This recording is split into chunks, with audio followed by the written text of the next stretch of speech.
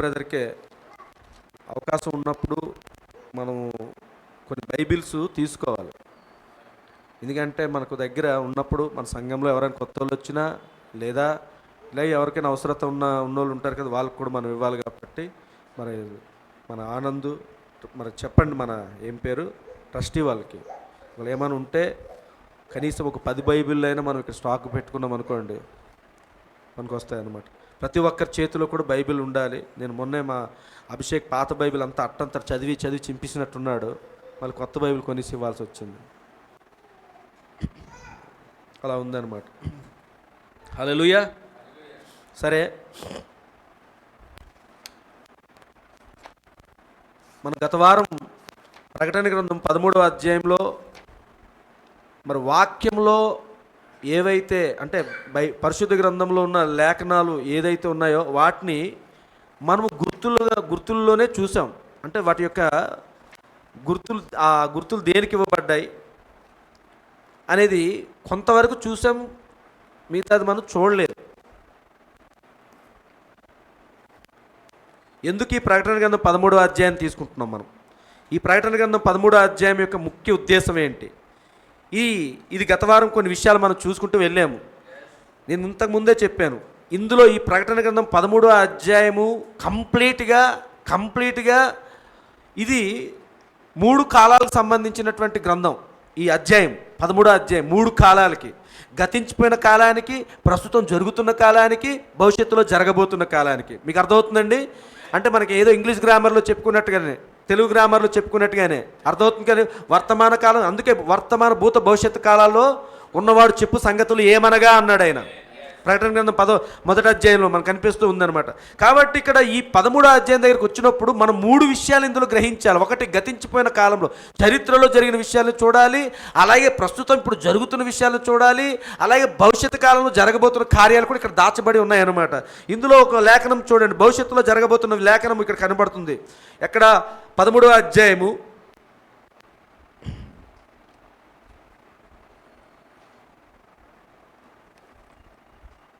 13వ అధ్యాయంలో 5వ వచనాన్ని చదువుతున్నాం చూడండి. డంబపు మాటలను దేవదూషణలను పలుకు ఒక నోరు దానికి ఇయ్యబడెను. అర్థమవుతుందండి? డంబపు మాటలను దేవదూషణలను పలుకు ఒక నోరు దానికి ఇయ్యబడెను. ఇది ఏ కాలానికి సంబంధించిందో మనకు అర్థం కాదు. ఇది ప్రస్తుత కాలంలో జరుగుతుందా, ఆల్రెడీ గతించిపోయిన కాలంలో జరిగిందా, లేదా భవిష్యత్తులో జరగబోతుందా అనేది మనకు తెలియట్లేదు. కానీ తర్వాత చూడండి, డంబపు మాటలను దేవదూషణ పలుకు ఒక నోరు దానికి ఇయ్యబడెను, మరియు 42 నెలలు తన కార్యము జరుపని అధికారము దానికి ఏర్పాటాయెను. ఎన్ని నెలలండి? 42. ఇప్పుడు ఈ లేఖనం చూసినప్పుడు పరిపూర్ణంగా ఈ 5వ వచనాన్ని మనం పూర్తి స్థాయిగా చూసినప్పుడు, మొదటి భాగం చూసినప్పుడు మనకు అది ఏ కాలం అనేది మనకు అర్థం కాదు. ఈ డంబపు మాటలు పలకటము, దేవదూషణ పలికే ఒక నోరివ్వడము, ఇదంతా ఏ కాలం అనేది తెలియదు. కానీ మనం వర్తమానాన్ని బాగా ధ్యానం చేసినట్లయితే ఇది చరిత్రలో జరిగిపోయిన కాలంగా కూడా ఉంది. ఇది అర్థమవుతుందండి? ఈ మొదటి భాగం. కానీ రెండో భాగం దగ్గరికి వచ్చినప్పుడు, మరియు 42 నెలలు తన కార్యము జరుపని అధికారము దానికి ఏర్పాటయ్యాను, ఇది ఉంది కదండి. ఈ భాగం వచ్చినప్పటికి ఇది భవిష్యత్తులో జరగబోతున్న కాలం. ఈ 42 నెలలు అనగా ఎన్ని అంటే దాన్ని సంవత్సరాల కింద మనం మార్చుకుంటే, 42 నెలలు సంవత్సరాల కింద మార్చుకున్నట్లయితే సంవత్సరానికి ఎన్ని నెలలు? 12 నెలలు. మరి 42 నెలలు అంటే ఎన్ని సంవత్సరాలు వస్తుంది? కొన్ని చూడండి, 12 నెలలు సంవత్సరం కదా, 12 నెలలు 24 నెలలు అంటే 2 సంవత్సరాలు, 36 నెలలు అంటే 3 సంవత్సరాలు, ఇంకెన్ని నెలలు మిగిలిపోయాయి? 6 నెలలు మిగిలిపోయాయి. అంటే 3 సంవత్సరాల 6 నెలలు, అంతేనండి. అంటే 3.5 సంవత్సరాలు. ఈ 3.5 సంవత్సర కాలంలో ఈ మృగము గురించి మాట్లాడుతూ ఉన్నప్పుడు ఇది భవిష్యత్తు కాలంలో జరగబోతున్న 3.5 సంవత్సరాలు. దానియేలు 70 వారాల కాలంలోని చూసినప్పుడు మరి 69.5 వారములు ముగించబడ్డాయి. మనం ఇంతకుముందు చూసాం. అర్థమవుతుందండి? 69 వారాలు యేసు ప్రభువారి కాలం దగ్గరికి వచ్చినప్పటికి స్టార్ట్ అయింది. అక్కడికి 69 వారాలు కంప్లీట్ అయిపోయి ఇంకో లాస్ట్ ఒక్క వారమే మిగిలింది. లాస్ట్ 70వ వారం. 69 వారాలు అయిపోయి 70వ వారం మాత్రమే మిగిలింది. ఆ 70వ వారాన్ని మరలా 2 భాగాలుగా తీస్తే, అంటే వారం అనగా 7 రోజులు, వారం అనగా 7 రోజులు, 7 రోజుల్లోని 2 భాగాలుగా తీసుకుని వస్తే 3.5 రోజులు, 3.5 రోజులు. రోజుల కింద కాకుండా సంవత్సరాల కింద కన్వర్ట్ చేసినప్పుడు, సంవత్సరాల కింద మార్చినప్పుడు అప్పుడు 7 సంవత్సరాలు, 7 సంవత్సరాలని మళ్ళీ 2 భాగాలుగా చేసినప్పుడు 3.5 సంవత్సరాలు, 3.5 సంవత్సరాలు. కాబట్టి యేసు ప్రభువారు 30 సంవత్సరాల వయసు వచ్చినప్పుడు ఆయన సువార్త ప్రారంభించారు. 30 సంవత్సరాల వయసు నుంచి సువార్త ప్రారంభించి కేవలం 3.5 సంవత్సరాలు మాత్రమే భూమి మీద ఆయన సువార్త ప్రకటించాడు. అదే 70వ వారంలో మొదటి భాగం. మీకు అర్థమవుతుంది కదండి, ఇంతకుముందు మనం చెప్పుకున్న విషయాలే.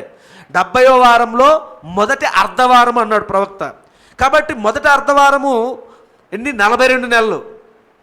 మొదటి అర్ధవారం 42 నెలలు, అది అక్కడికి ముగిసిపోయింది.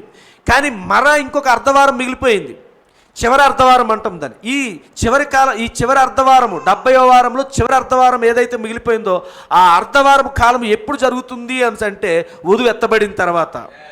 హల్లెలూయా. కాబట్టి వధువు ఎప్పుడైతే ఎత్తబడుతుందో అప్పుడు ఈ 3.5 సంవత్సరాల కాలం మళ్ళీ స్టార్ట్ అవుతుంది. అక్కడ ఈ 3.5 సంవత్సరాల కాలం ఎవరికి స్టార్ట్ అవుతుంది అంటే యూదులకి స్టార్ట్ అవుతుందండి. ప్రపంచానికి కాదు, అన్యులకు కాదండి, సంఘశాఖల వాళ్ళకి కాదండి.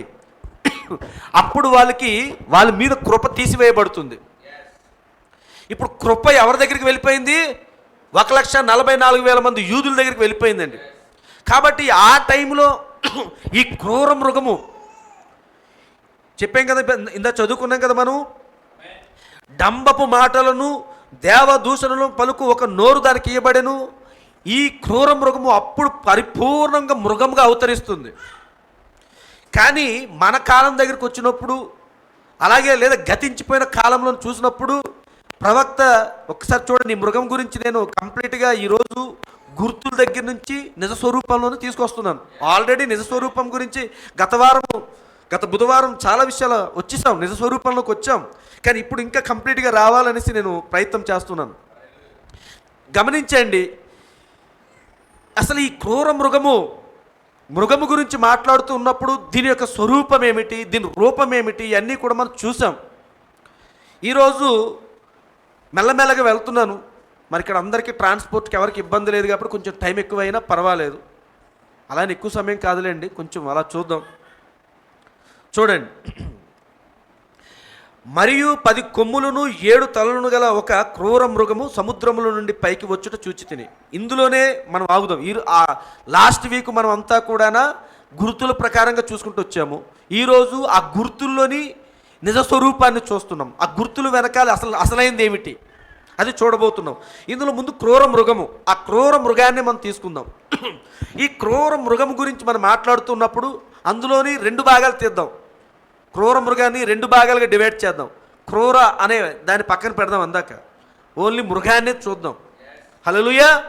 మృగము, బైబిల్ గ్రంథంలో మృగము దేనికి సాదృశ్యంగా ఉంది? ఒక జంతువు దేనికి సాదృశ్యంగా ఉంది? చూడండి, ఒక జంతువు దేనికి సాదృశ్యంగా ఉంది? ప్రవక్త అన్నారు, మరి చాలా వర్తమానాలు చెప్పారు. నేను వర్తమాన కోర్సు మన గ్రూప్స్లో పెడుతున్నాను, చాలాసార్లు అప్పుడప్పుడు పెడుతున్నాను, సాధ్యమైతే ఈరోజు కూడా పెడతాను. మృగము దేనికి సాదృశ్యంగా ఉంది అని అంటే ఇంగ్లీష్లో పవర్, ఓకే, దాని తెలుగులో అధికారము లేదా శక్తి, ఈ రెండిటి కూడా ఉపయోగించాడు ప్రవక్త. మృగమంట దేనికి సాదృశ్యము? అధికారమునకు లేదా శక్తి. జాగ్రత్తగా గమనించండి. అంటే ఇప్పుడు ఈ మృగం కాదు, ఇంకా మృగం అనే ఆలోచన పక్కన పెట్టండి. అర్థమవుతుందండి? ఇది ఒక అధికారము, ఒక శక్తి కలిగి, ఒక అధికారాన్ని కలిగి ఉన్నటువంటిది ఏదో ఉంది, దాన్ని ఉపయోగించుకుంటున్నాం. అయితే ఇక్కడ గమనించండి, ఈ మృగము గురించి మాట్లాడుతున్నప్పుడు, అందాక నేను క్రూరం అనేది పక్కన పెట్టాను.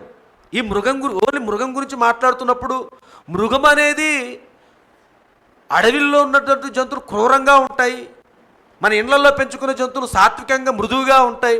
ఆ చిన్నపిల్లలకు కూడా తెలుసు. రెండు రకాల జంతువులు ఉన్నాయి మనకి. క్రూరంగా ఉండే మృగాలు ఉన్నాయి, సాధు జంతువులు ఉన్నాయి. అయితే ఇక్కడ ప్రకటన గ్రంథం దగ్గర ఇప్పుడు 13వ అధ్యాయం దగ్గర చూస్తున్నటువంటి ఈ జంతువు, ఈ మృగము చూస్తే ఇది క్రూరమైన మృగము. కాబట్టి మృగము దేనికి సాదృశ్యంగా పిలువబడుతుంది అనే కోణంలో చూసినప్పుడు అదొక అధికారమును లేదా అదొక శక్తిని కలిగి ఉన్నదని చూస్తున్నాం. కానీ ఆత్మ సంబంధంగా మనం చూసినప్పుడు ఇప్పుడు ఒక భాగాన్ని ఇప్పుడు చూసాము, వధువు భాగాన్ని కూడా చూద్దాం ఒకసారి. ఇది అపవాది సాతానుకు సంబంధించిన భాగాన్ని చూసాము, ఇంకా చూడలేదు, ఇంకా అక్కడికి వెళ్ళలేదు. వధువు భాగాన్ని చూసినప్పుడు ఇందులోనే అసలు ఈ మృగం గురించి కూడా మాట్లాడినప్పుడు, ఈ జంతువుల గురించి కూడా మాట్లాడుతున్నప్పుడు ప్రవక్త ఈ జంతువులు, వధువుకు సంబంధించిన జంతువులు కూడా మాట్లాడాడు ఆయన. అందుకోసం దానికోసం ఈరోజు మాట్లాడదాం అనుకుంటున్నాను. ఏమిటి అంటే వధువుకు సంబంధించిన భాగంలోని ఎన్నుకోబడిన వధువు భాగం దగ్గరికి వచ్చినప్పుడు ప్రవక్త ఈ మృగం గురించి మాట్లాడుతున్నప్పుడు మృగము ఒక శక్తిని కలిగి ఉన్నది, మృగము ఒక అధికారాన్ని కలిగి ఉన్నది అనే కోణంలో మాట్లాడుతున్నప్పుడు కొన్ని వర్తమానాల్లో ప్రవక్త ఏ ఎగ్జాంపుల్ తీసుకున్నాడు అంటే రిబికా దగ్గరికి వెళ్ళాడండి. ఎక్కడికి?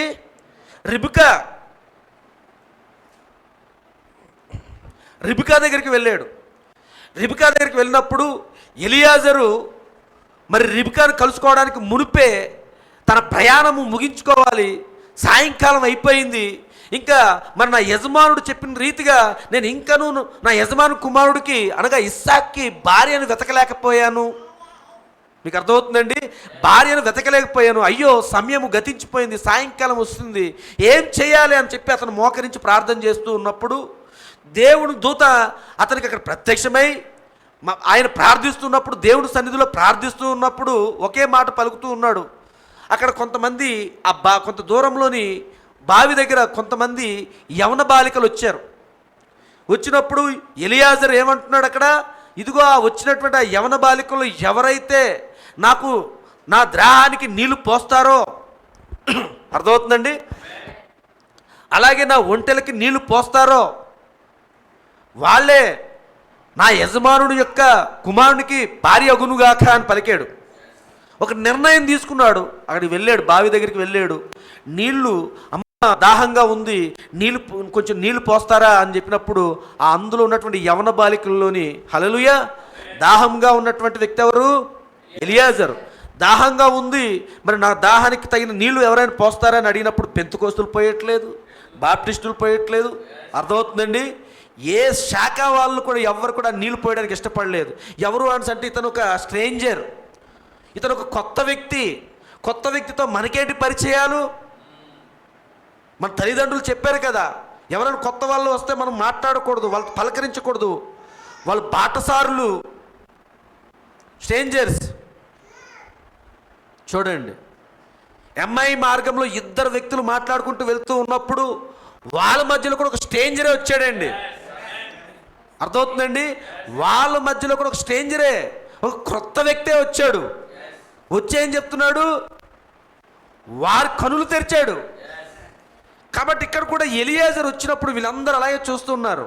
కానీ చికాగో ఆ యొక్క బాలుడిని, ఆ యవనస్తుడిని, ఆ ధనవంతుడిని కుమారుణ్ణి పెళ్లి చేసుకోవడానికి ఎలాగైతే ఆ యొక్క అమ్మాయి అంట్లు తోముతూ అందరూ తృణీకరించబడినటువంటి అమ్మాయిగా ఉండి అంట్లు తోముకుంటూ బట్టలు ఉతుకుతూ ఉందో, ఎలాగైతే ఆ అమ్మాయినే ఆ యవనస్తుడు ఇష్టపడ్డాడో అలాగే ఇక్కడ కూడా అందరూ ఎవరూ పోయట్లేదు. కానీ తన హృదయములు ఎక్కడో ప్రేరేపణ ఉంది.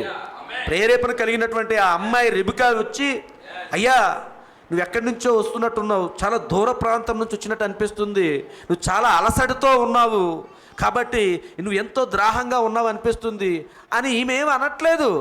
ఇతను చెప్పాడు, అమ్మ కొంచెం దాహంగా ఉంది, ఎవరైనా నీళ్ళేస్తారంటే ఆయన దాహాన్ని చూసి నీళ్ళు పోసింది. తర్వాత వెంటనే ఇతను ఆ దాహం నుంచి నిమ్మలించి హాయిగా ప్రశాంతంగా ఉన్నాడు. ఈలోపు ఈ అమ్మాయి ఊరుకోకుండా ఒంటెలకి నీళ్ళు పోస్తూ ఉందన్నమాట. ఆ 10 ఒంటెలకి నీళ్లు తోడుతూ, ఇప్పుడులాగా మనం చూడండి, మన కాలంలాగా చిక్క తాడేసిలా తోడుకుని నూజులు కావండి అవి. ఆ స్టెప్స్ కిందకి ఇలా వెళ్ళి ఉంటాయి చూసారా, అలాగే ఉంటాయి. చేదతో తోడినవి ఉన్నాయి. మొత్తానికి ఏదో రకంగా అమ్మాయి ఆ 10 ఒంటెలకి తగినట్టు నీళ్లు తోడి తోడి తోడి తోడి తోడి నీళ్లు ఆ ఒంటెలకు పోసింది. కాబట్టి మృగం గురించి మాట్లాడుతున్నాను నేను. ప్రవక్త అన్నారు, ఏ ఒంటెలకైతే రిబ్కా నీళ్లు పోసిందో, అర్థమవుతుందండి, ఏ ఒంటెలకైతే రిబ్కా నీళ్లు పోసిందో ఆ ఒంటెలే తన కాబోయే భర్త యొద్దకు మోసుకొని తీసుకుని వెళ్ళాయి అన్నాడు. ఆ ఒంటెలే అంట. ఏ ఒంటెల కోసం నువ్వు ప్రయాసపడ్డావో, ఏ ఒంటెల కోసం నువ్వు కష్టపడ్డావో, ఏ ఒంటెల కోసము నువ్వు ఆ నీళ్లు చేది పోసావో ఆ ఒంటెలే ఒకానొక సమయం వచ్చినప్పుడు నీవు చేసుకోబోతున్నటువంటి నీ భర్త యొద్దకు తీసుకుని వెళ్ళాయి అని ప్రవక్త మాట్లాడాడు. దాన్ని దేనితో పోల్చాడు తెలుసండి? ఆ ఒంటె గురించి మాట్లాడుతూ ఆ ఒంటెనంటే మృగమే కదా, ఒంటె కూడా. ప్రవక్త అన్నారు, ఒంటెను అక్కడ మళ్ళీ తీసుకొని నువ్వు ఏ వర్తమానము కోసం అయితే ప్రయాసపడుతున్నావో, ఏ వర్తమానము కోసం అయితే నువ్వు అవమానాలు పడుతున్నావో, ఏ వర్తమానము కోసం అయితే నువ్వు నిందలు భరుస్తున్నావో, ఏ వర్తమానము కోసం నువ్వు తృణీకరించబడుతున్నావో ఆ వర్తమానమే ఏదో ఒక దినాన్న, ఈ దినములలో ఏదో ఒక దినాన్న నిన్ను ఆ యొక్క నీ పెండ్లి కుమారుడు, మధ్యాకాశంలో ఉన్నటువంటి నీ పెండ్లి కుమారుడిని కలుసుకోవడానికి తీసుకుని వెళ్తుంది అన్నాడు ఆయన. కాబట్టి వధువుకు సంబంధించినటువంటి మృగము వధువుని మరి పెండ్లి కుమారు దగ్గర తీసుకుని వెళ్ళాల్సినటువంటి ఆ మృగం ఏమిటి అని అంటే వర్తమానం. అంతేనండి, జాగ్రత్త గమనించండి. ఎత్తబడుతున్నటువంటి వధువుని పెండ్లి కుమారు దగ్గర తీసుకుని వెళ్ళాల్సినటువంటి మృగం ఏమిటి? వర్తమానమే. ఈ గడియ వర్తమానం. ఈ గడియ వర్తమానాన్ని ఎవరు తీసుకొచ్చారు? ఎలియాజరు. గడియ వర్తమానాన్ని ఎవరు తీసుకొచ్చారండి? ఎలియాజరు ముందు నడుస్తున్నాడు, ఒంటెలు వెనకాల వస్తున్నాయి. ఎలియాజరు ముందు నడుస్తున్నాడు, వర్తమానం వెనకాల వస్తూనే ఉందండి. వర్తమానాన్ని ఎవరైతే ఆహ్వానిస్తారో, ఈ గడియ వర్తమానం ఎవరైతే అంగీకరించి ఈ గడియ వర్తమానం కోసం ఎవరైతే ప్రయాసపడుతుంటారో, ఎవరైతే దివారాత్రి ఈ వర్తమానం ధ్యానం చేస్తూ ఉంటారో, గమనించండి, ఎవరైతే ఈ వర్తమానం కోసం సమయం కేటాయిస్తూ ఉంటారో, ఎవరైతే ఈ వర్తమానం కోసము దివారాత్రులు ప్రయాసపడుతూ అవమానాలు, నిందలు కుటుంబాల నుంచి వేరుకూడా ఉంటాయి. వర్తమానంలోకి వచ్చిన వెంటనే కుటుంబం అందరూ కూడా నిన్ను తృణీకరిస్తూ ఉంటారు. వర్తమానంలో ఉన్నప్పుడు, లోకంలో ఉన్నంత వరకు నీకు ఎవ్వరు ఏమాట అనరు. నువ్వు ఇంటికి తాగి స్తందనాలాడి సిగరెట్లు కాల్చి ఇంటికి నిరంతరం పోరుగా ఉండి ఎంత గొడవ ఆడుకున్నవాడిగా ఉన్నా సరే కానీ అప్పుడు నిన్ను ఎవరు అడగరు, నిన్ను చూసి భయపడుతుంటారు. కానీ ఎప్పుడైతే నువ్వు ఈ వర్తమానాన్ని అంగీకరించి, ఎప్పుడైతే వర్తమానం ప్రకారంగా నువ్వు ఎంతో సాత్వికంగా మారి ఈ వర్తమానంలోని నువ్వు జీవించడం ఇష్టపడుతుంటావో అక్కడి నుంచి మొదలవుతుంది నీకు. బాబు, నువ్వు త్రాగుబోతోడుగా ఉన్నప్పుడే మాకు బాగున్నావురా, ఈ వర్తమానంలో ఏదో చెప్తున్నావు, మాకెందుకు అదంతానా? ఇవన్నీ వస్తుంటాయి, ఇవన్నీ భరించాలి.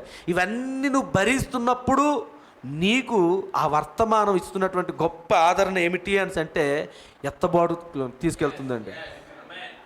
సత్యం అది. యెహోవా ఈలాగు సెలవిచ్చుచున్నాడు. అది నేను పలుకుతున్న మాట కాదండి. ఇదిగో మన కాల ప్రవక్త విలియం మ్యారన్ బ్రెన్హామ్ గారు పలికిన మాట అది. ఈ వర్తమానం కోసం నువ్వు ప్రయాసపడు. ఆయనే చెప్పాడు ఎన్నోసార్లు, ఎన్నో వర్తమానంలో చెప్పాడు. ఈ వర్తమానం కేవలం ఇక్కడ ఉన్నటువంటి ఈ బ్రెన్హామ్ టెబర్నికల్కి మాత్రమే కాదు, కానీ ఇది ప్రపంచం యొక్క నలుమూలలకు వెళ్తుంది. ఎలా వెళ్తుందో నాకు తెలియదు, కానీ వెళ్తుందన్నాడు ఆయన. ఆయన ప్రవక్త అయి ఉన్నాడు, ఆయన ముందు చూపు కలిగిన వాడుగా ఉన్నాడు, ఆయన పక్షిరాజు కనులు కలిగి ఉన్నాడు. కాబట్టి ప్రపంచం మీదకి వెళ్తుంది అన్నాడు, వెళ్ళిపోయింది అంతే. అది ఎలాగెళ్తుందో ఏమవుతుందో తెలియదు. మనుషులు కూడా వెళ్ళలేని ప్రాంతాల్లో కూడా ఈ వర్తమానం వెళ్ళిందండి. మనుషులు కూడా వెళ్ళలేని ప్రాంతంలోనికి ఈ వర్తమానం వెళ్ళింది. ఎందుకు అంటే ప్రవచనం నెరవేర్చబడాలి అంతే.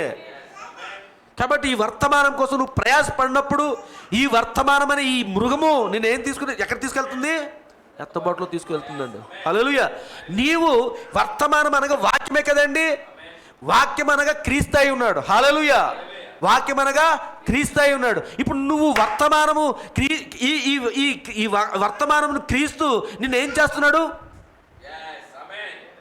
తీసుకెళ్తున్నాడు. 2000 సంవత్సరాల క్రితము క్రీస్తుని ఒక గాడిద మోసింది. హల్లెలూయా. క్రీస్తుని ఒక గాడిద మోసిందండి. వాక్యాన్ని ఒక గాడిద మోసింది. ఆ తెల్లని గాడిద మోస్తున్నప్పుడు ప్రవక్త ఏమన్నాడు తెలుసండి? ఆ తెల్లని గాడిద నేనై ఉన్నాను అన్నాడు ఆయన. కాబట్టి ఇప్పుడు ఆ వాక్యాన్ని మోసే భాగ్యం ఇప్పుడు మనకు వచ్చింది. మనం రుజువుపరచాల్సిన భాగ్యం. అందుకే ఇది స్టార్టింగ్లోని సువార్త కోసం అందుకే మాట్లాడాను కొన్ని విషయాలు. దానికోసం బాధ్యత వహించాల్సిందేనండి.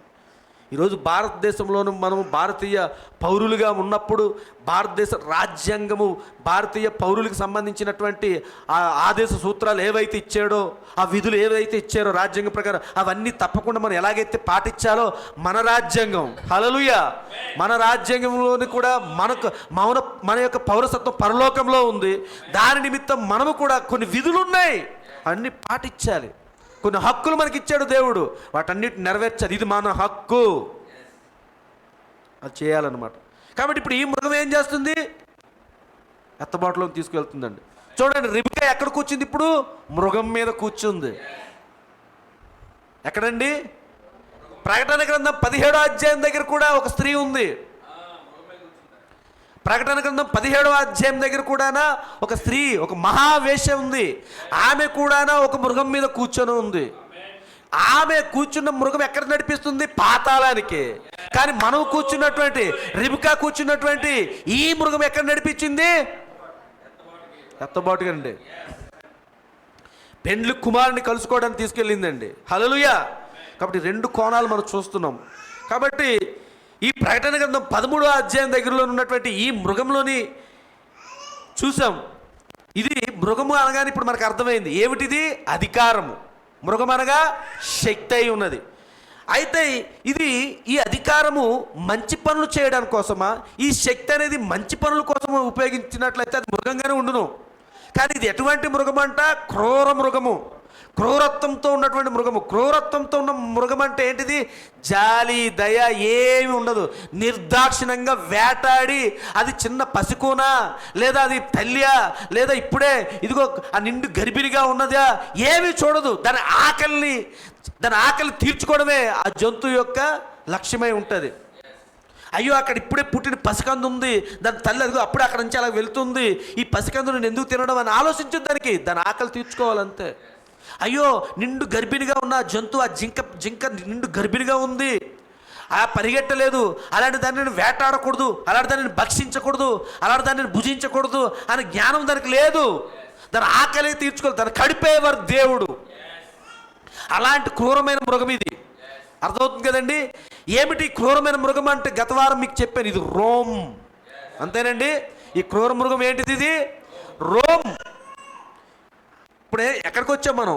గుర్తుల దగ్గర నుంచి ఆ ఛాయ వదిలేసి ఇప్పుడు నిజ స్వరూపంలోకి వచ్చి ఈ క్రూర మృగంగా అవతరించింది కంప్లీట్గా ఎవరు? రోమ్ అనమాట. ఇప్పుడు ఈ రోముకి ఏమున్నాయి? 10 కొమ్ములు ఉన్నాయి. ఈ రోముకి 7 తలలు ఉన్నాయి. ఈ రోముకి ఇది ఎక్కడి నుంచి వచ్చింది? సముద్రంలో నుంచి వచ్చింది. ఇది భూమిలో నుంచి వచ్చిన రోము కాదండి, ఇది సముద్రంలో నుండి వచ్చింది.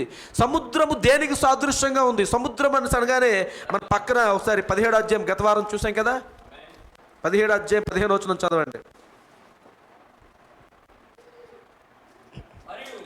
చూడండి అందరు కూడా. మరియు ఒక్క నిమిషం, అసలు ఈ 17వ అధ్యాయం 15వ వచనాన్ని ఎందుకు చూస్తున్నాము? సముద్రం అంటే ఏమిటి? జలములు అంటే ఏమిటి? మీకు అర్థమవుతుందండి?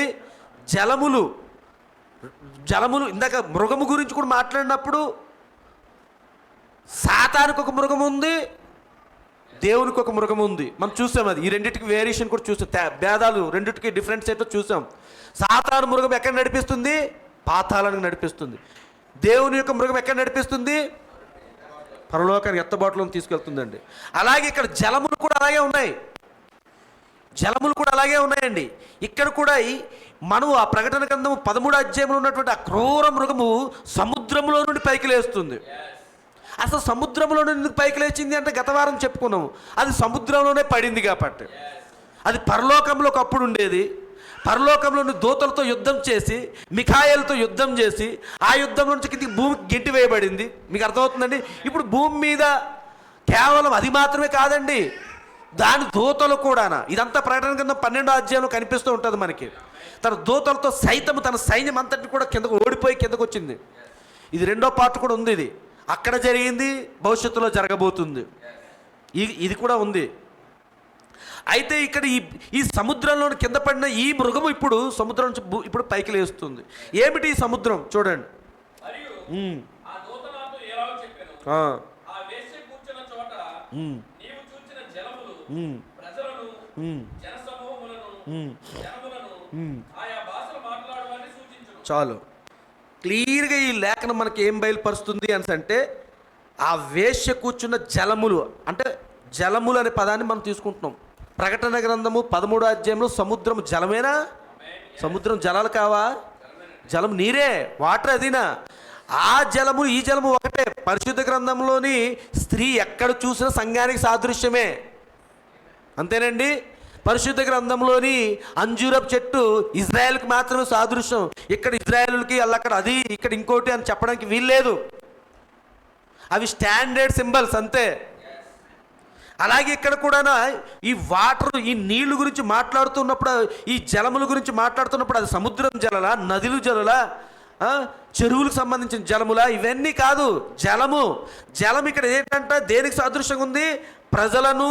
ఫస్ట్ జలములు అంటే అంటే ఇప్పుడు ఈ క్రూర మృగం ఎవరిలో నుంచి లేచింది? అందరు చెప్పాలి. ప్రజల్లో నుంచి బయటకు వచ్చింది క్రూర మృగము. తర్వాత జన సమూహములలో నుంచి బయటకు వచ్చింది. తర్వాత జనములలో నుంచి బయటకు వచ్చింది. ఆయా భాషలు మాట్లాడు వారిలో నుంచి.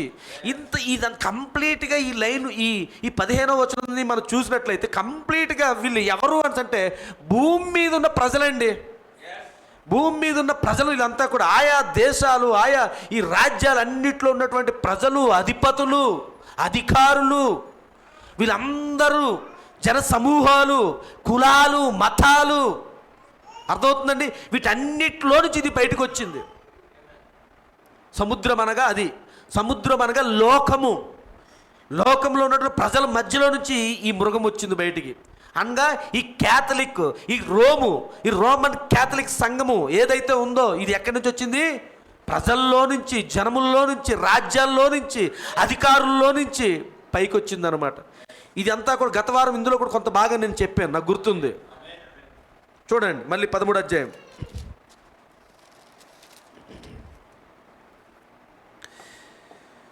దాని సముద్రంలోని పైకి వచ్చుట చూచి తిని. అర్థమవుతుంది కదండి? ఫస్ట్ క్రూర మృగం చూసాం. ఏం బయటకు వచ్చింది? క్రూర మృగం కాదు, అది అధికారము, శక్తి. ఈ అధికారం, ఈ శక్తి ఎక్కడి నుంచి వచ్చిందంటే ప్రజల్లో నుంచి వచ్చింది, అధిపతుల్లో నుంచి వచ్చింది, దేశ అధ్యక్షుల్లో నుంచి వచ్చింది. ఇది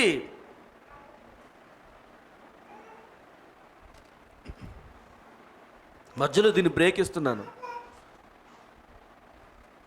ప్రధానమైన కాన్సెప్ట్ సర్పసంతానం చూస్తూ ఉన్నప్పుడు ఆదిలోని ఆదామవలు తప్ప ఇంక భూమి మీద ఏ నరుడు లేడు, అంతే కదండి? అది జగమెరిగిన సత్యం. అది ఈరోజు నేను కొంచెం కాన్ఫిడెంట్గానే ఉన్నాను, అందుకే మాటలు కూడా కొంచెం స్పష్టంగా వస్తున్నాయి అనుకుంటున్నాను. మరి హల్లెలూయా. చూడండి, ఎర్రసీమల గుంపు ఉంది ఎక్కడో దగ్గర, చక్కగా చుట్టూ ప్రహారీ, చిన్న ప్రహారీలోని బయటికి వెళ్ళిపోకుండా అన్నీ ఒక దగ్గర ఉంచాం, ఒక గుంపులాగా. ఎర్రచీమల గుంపు, అందులో ఆడచీమలు, మగచీమలు ఉన్నాయి. కొద్ది 2-3 రోజులు అయ్యింది, ఒక నెల రోజులు, ఒక 15 రోజులు ఎంత అయ్యింది. అక్కడ ఆ చిన్న చిన్న చీమలు మళ్ళీ పుడుతూ ఉంటాయి. అర్థమవుతుంది కదండి?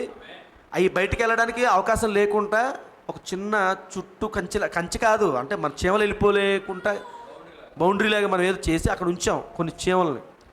కొన్ని రోజులు అయ్యేసరికి ఇంకా కొన్ని చీమలు పెరుగుతూ ఉన్నాయి. ఇప్పుడు వాటికి పుట్టిన చీమలు ఏ రంగులో ఉంటాయి చెప్పండి? ఆడ ఎర్ర చీమలు ఉన్నాయి, మగ ఎర్ర చీమలు ఉన్నాయి అక్కడ గుంపు. వాటికి పుట్టిన చీమలు కూడా ఏ రంగులో ఉంటాయి? ఎరుపు రంగులోనే కదా ఉంటాయి, రెడ్ కలర్లోనే ఉంటాయి. ఎందుకు రెడ్ కలర్లోనే ఉంటున్నాయి? ఎందుకు అందులో నలుపు రంగు చీమ ఎందుకు రావట్లేదు?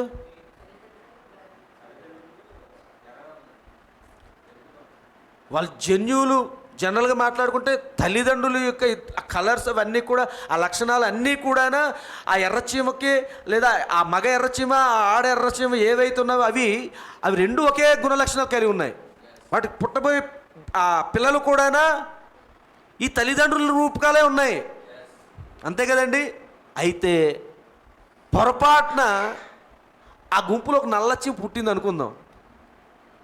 ఆ గుంపులో ఒక నల్ల చీమ పుట్టింది అనుకుందాం. ఏం జరిగిందంటారు? నేను చెప్తుంది ఇప్పుడు ఇక్కడ ఈ సంఘశాఖల వాళ్ళ యొక్క ఆలోచనలు ఏంటంటే ఆదిలో ఉన్న కార్యాన్ని ప్రస్తుత కాలాన్ని తీసుకొచ్చి మాట్లాడుతున్నారు. అందువల్ల వాళ్ళు దాన్ని క్యాచ్ చేయలేకపోతున్నారు. ఆదిలోనున్న కార్యం ఏదైతే జరిగిందో, ఆదిలో ఏదేలో జరిగినటువంటి ఆ యొక్క సిచ్యువేషన్ ఏదైతే ఆ కార్యం ఏదైతే ఉందో దాన్ని ప్రస్తుత కాలంలో ఉన్న దాన్ని తీసుకుని ఆపాదించారు అనుకోండి, సెట్ అవ్వదు. ఒకసారి ఆలోచించండి. ఆదిలో అక్కడ ఎర్రచీమ, ఆడ ఎర్రచీమ ఉంది, మగ ఎర్రచీమ ఉంది, అది ఆది. ఇక నల్లచీమలు రావడానికి అవకాశం లేదు. సృష్టిలో నల్లచీమే లేకుంటుంటే నీకు నల్లచీమ ఎలా వచ్చింది? అక్కడ రావడానికి అవకాశం లేదు. అప్పుడు ఇక్కడ నల్లచీమల గుంపు ఉంది, ఇంకో దగ్గరేమో ఎర్రచీమల గుంపు ఉంది. ఎటు పోకుండా వీటి బౌండరీలు ఉన్నాయి. పొరపాటు ఎవడో పనికిమాలినోడు ఉంటాడు కదా, వాడు ఏం చేస్తాడు, తీసి ఈ నల్లచీమని తీసుకొచ్చి ఇక్కడ పెట్టేటప్పుడు కొద్ది రోజులు అయ్యేసరికి నల్లచీమలు కూడా పుట్టడం మొదలెట్టాయి. బైబిల్ గ్రంథంలో ఉంది.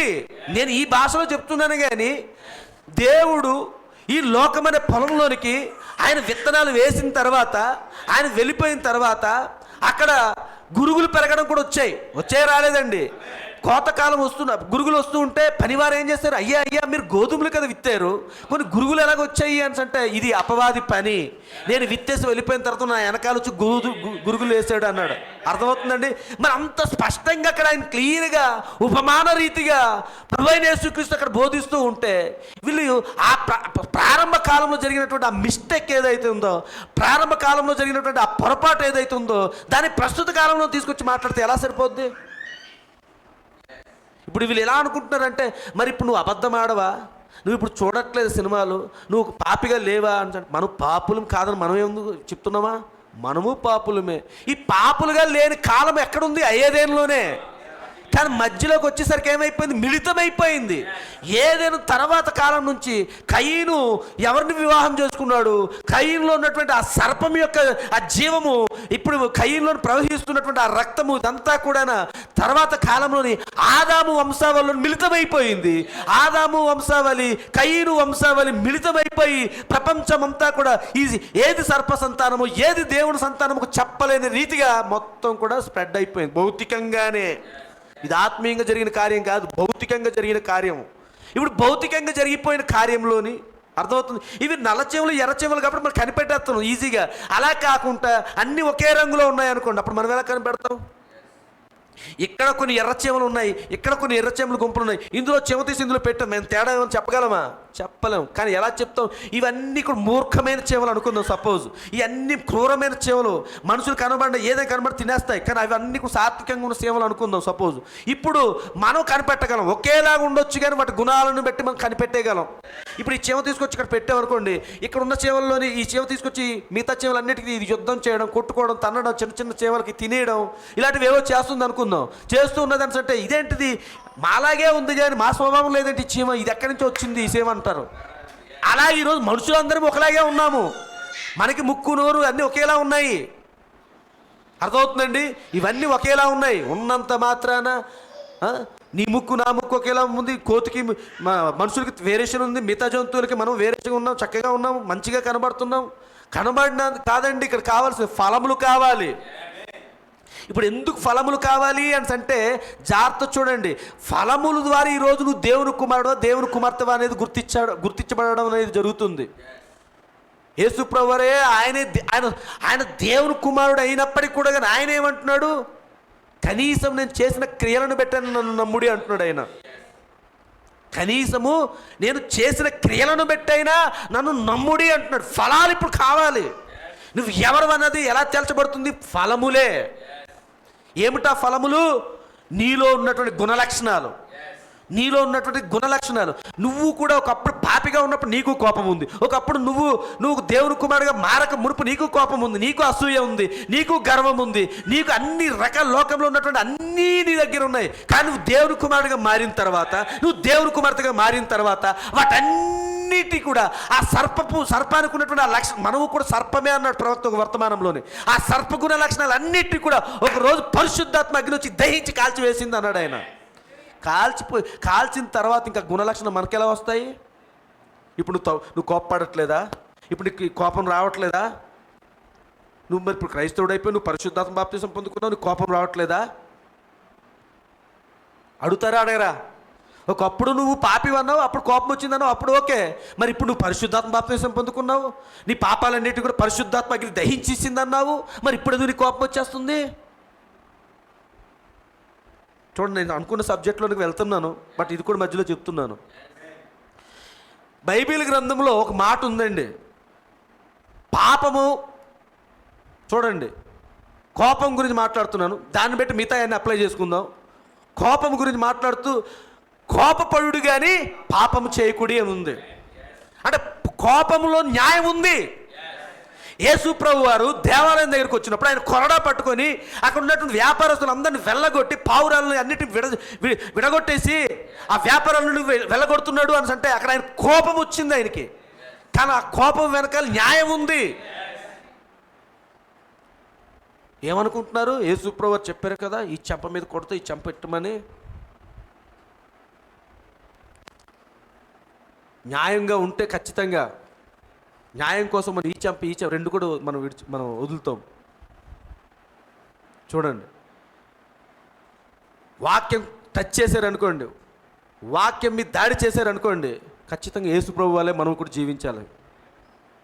నా తండ్రి గృహాన్ని దొంగల గృహగా మార్చుదురా, వ్యాపారపు ఇల్లుగా మార్చెదరా. తండ్రి గృహం కోసం నువ్వు కోపపడవచ్చు. కోపపడడం వేరు, పాపం చేయటం వేరు. రెండిటి తేడా తెలుసుకోవాలి మనం. ఈరోజు సంఘశాఖల వాళ్ళకి తెలియదు. నీ సహోదరుడిని ప్రేమించు, నీ పొరుగువాడిని ప్రేమించమని అన్నారు కదా. నీ శత్రువుని ప్రేమించమని బైబిల్ చెప్పట్లేదా? అది గుర్తురాదు. నీ పొరుగువాడిని ప్రేమించు, నీ సహోదరుడిని ప్రేమించు. ఇక్కడ మనం ఎవరిని ద్వేషించట్లేదు. నేను ఉద్యోగం చేయట్లేదా? మీరు ఉద్యోగాలు చేసుకోవట్లేదా? నిరంతరం మీ పక్కలతో యుద్ధంగానే చేస్తున్నామా? మనము వాళ్ళకంటే ఎక్కువగా మనం ప్రేమిస్తున్నాము. మన ప్రేమలోని ఏమున్నది? వాళ్ళు చూపిస్తున్న ప్రేమలో ఏమున్నది తెలుసండి? వాళ్ళ ప్రేమ స్వార్థమైనది. అది కేవలం ఈ భూమి మీద ఉన్నటువంటి ఫిలియో ప్రేమ, అది ఫిలియో లవ్. కానీ మనం చూపిస్తున్న ప్రేమ అగాపే ప్రేమ, శాశ్వతమైన ప్రేమ, అది దైవికమైన ప్రేమ అన్నాడు ప్రవక్త. దానికోసం మనం ప్రయత్నం చేస్తున్నాం. ఆ దైవికమైన ప్రేమ ఈరోజు ప్రపంచానికి అర్థం కాదు. ఆ అగాపే ప్రేమ ప్రపంచం అర్థం చేసుకోలేదండి. వాళ్ళకి కావాల్సిందండి ఫిలియో ప్రేమ. ఫిలియో ప్రేమ ఏం చేసింది? హనీమూన్ తీసుకెళ్ళి చంపేసేసింది. అర్థమవుతుందండి? అది ఫిలియో ప్రేమ. గుడ్డిగా నమ్మాడు, పాపం పెళ్లి చేసుకున్నాడు. ఎంత చక్కగా నటించింది. ఆ పెళ్లి వీడియోలు అన్నీ చూస్తూ ఉంటే చక్కగా ఫంక్షన్ దగ్గర చూస్తే తన భర్త, మేమిద్దరు చిలక గోరికలు, అన్యోన్య దంపతులు మేము అని చూస్తే పాపం వాడికి తెలియలేదు. తిన్నని తీసుకుని వెళ్ళింది పాపం. మళ్ళీ సుఫారీ ఇచ్చి డబ్బులు ఇచ్చి హత్య చేయించింది. ఎక్కడ చూసిన ఇవే కనిపిస్తున్న న్యూస్ చూస్తుంటే, ఇంటర్నేషనల్ న్యూస్లు యుద్ధాలు, మన నేషనల్ న్యూస్ చూసినప్పుడు స్టేట్ వైడ్ న్యూస్లు ఇవన్నీ చూస్తున్నా ఎక్కడ చూసినా ఆత్మహత్యలు, హత్యలు. చూడండి, ప్రతిసారి కూడా నేను మొన్నే చూశాను ఈ న్యూస్ ఇలా వచ్చింది అంటే న్యూస్ మారట్లేదు, అవే న్యూస్లు వస్తూనే ఉంటున్నాయి. ఈ రోజుకి నిన్నటి నుంచి 3 రోజుల నుంచి మనకి వైరల్ అవుతూనే ఉంది న్యూస్. ఎందుకు ఇవన్నీ? వీళ్ళు ఏమనేసుకుంటున్నారు? అబ్బా, ఆమె ఎంత అందంగా ఉంది, ఎంత చక్కగా ఉంది, ఎంత కట్నం వచ్చింది, ఈ క్యాలిక్యులేషన్ చూసుకున్నాడు మనోడు. అసలు ఆమె హృదయంలోని అతనికి స్థానమే లేదు. స్కెచ్ చేసి మరి చంపించింది. చక్కగా ఆ టూర్కి వెళ్ళినట్టు, హనీమూన్కి వెళ్ళినట్టు వెళ్ళి ఆ ప్లేస్లు అన్నీ చూపిస్తూ ఉంటే వీళ్ళు ఇద్దరు భార్యాభర్త చక్కగా చూసుకుంటూ మధ్యలోని జాగ్రత్త చూడండి, ఆ సుఫారీలకి ఎవరికైతే ఇచ్చారో వాళ్ళు కూడా వెనకాల ఫాలో అవుతున్నప్పుడు మధ్యలో వాళ్ళకే కెమెరాలు ఇచ్చి ఇద్దరు ఫోటోలు తీసుకోవడం పాపం వీడికి.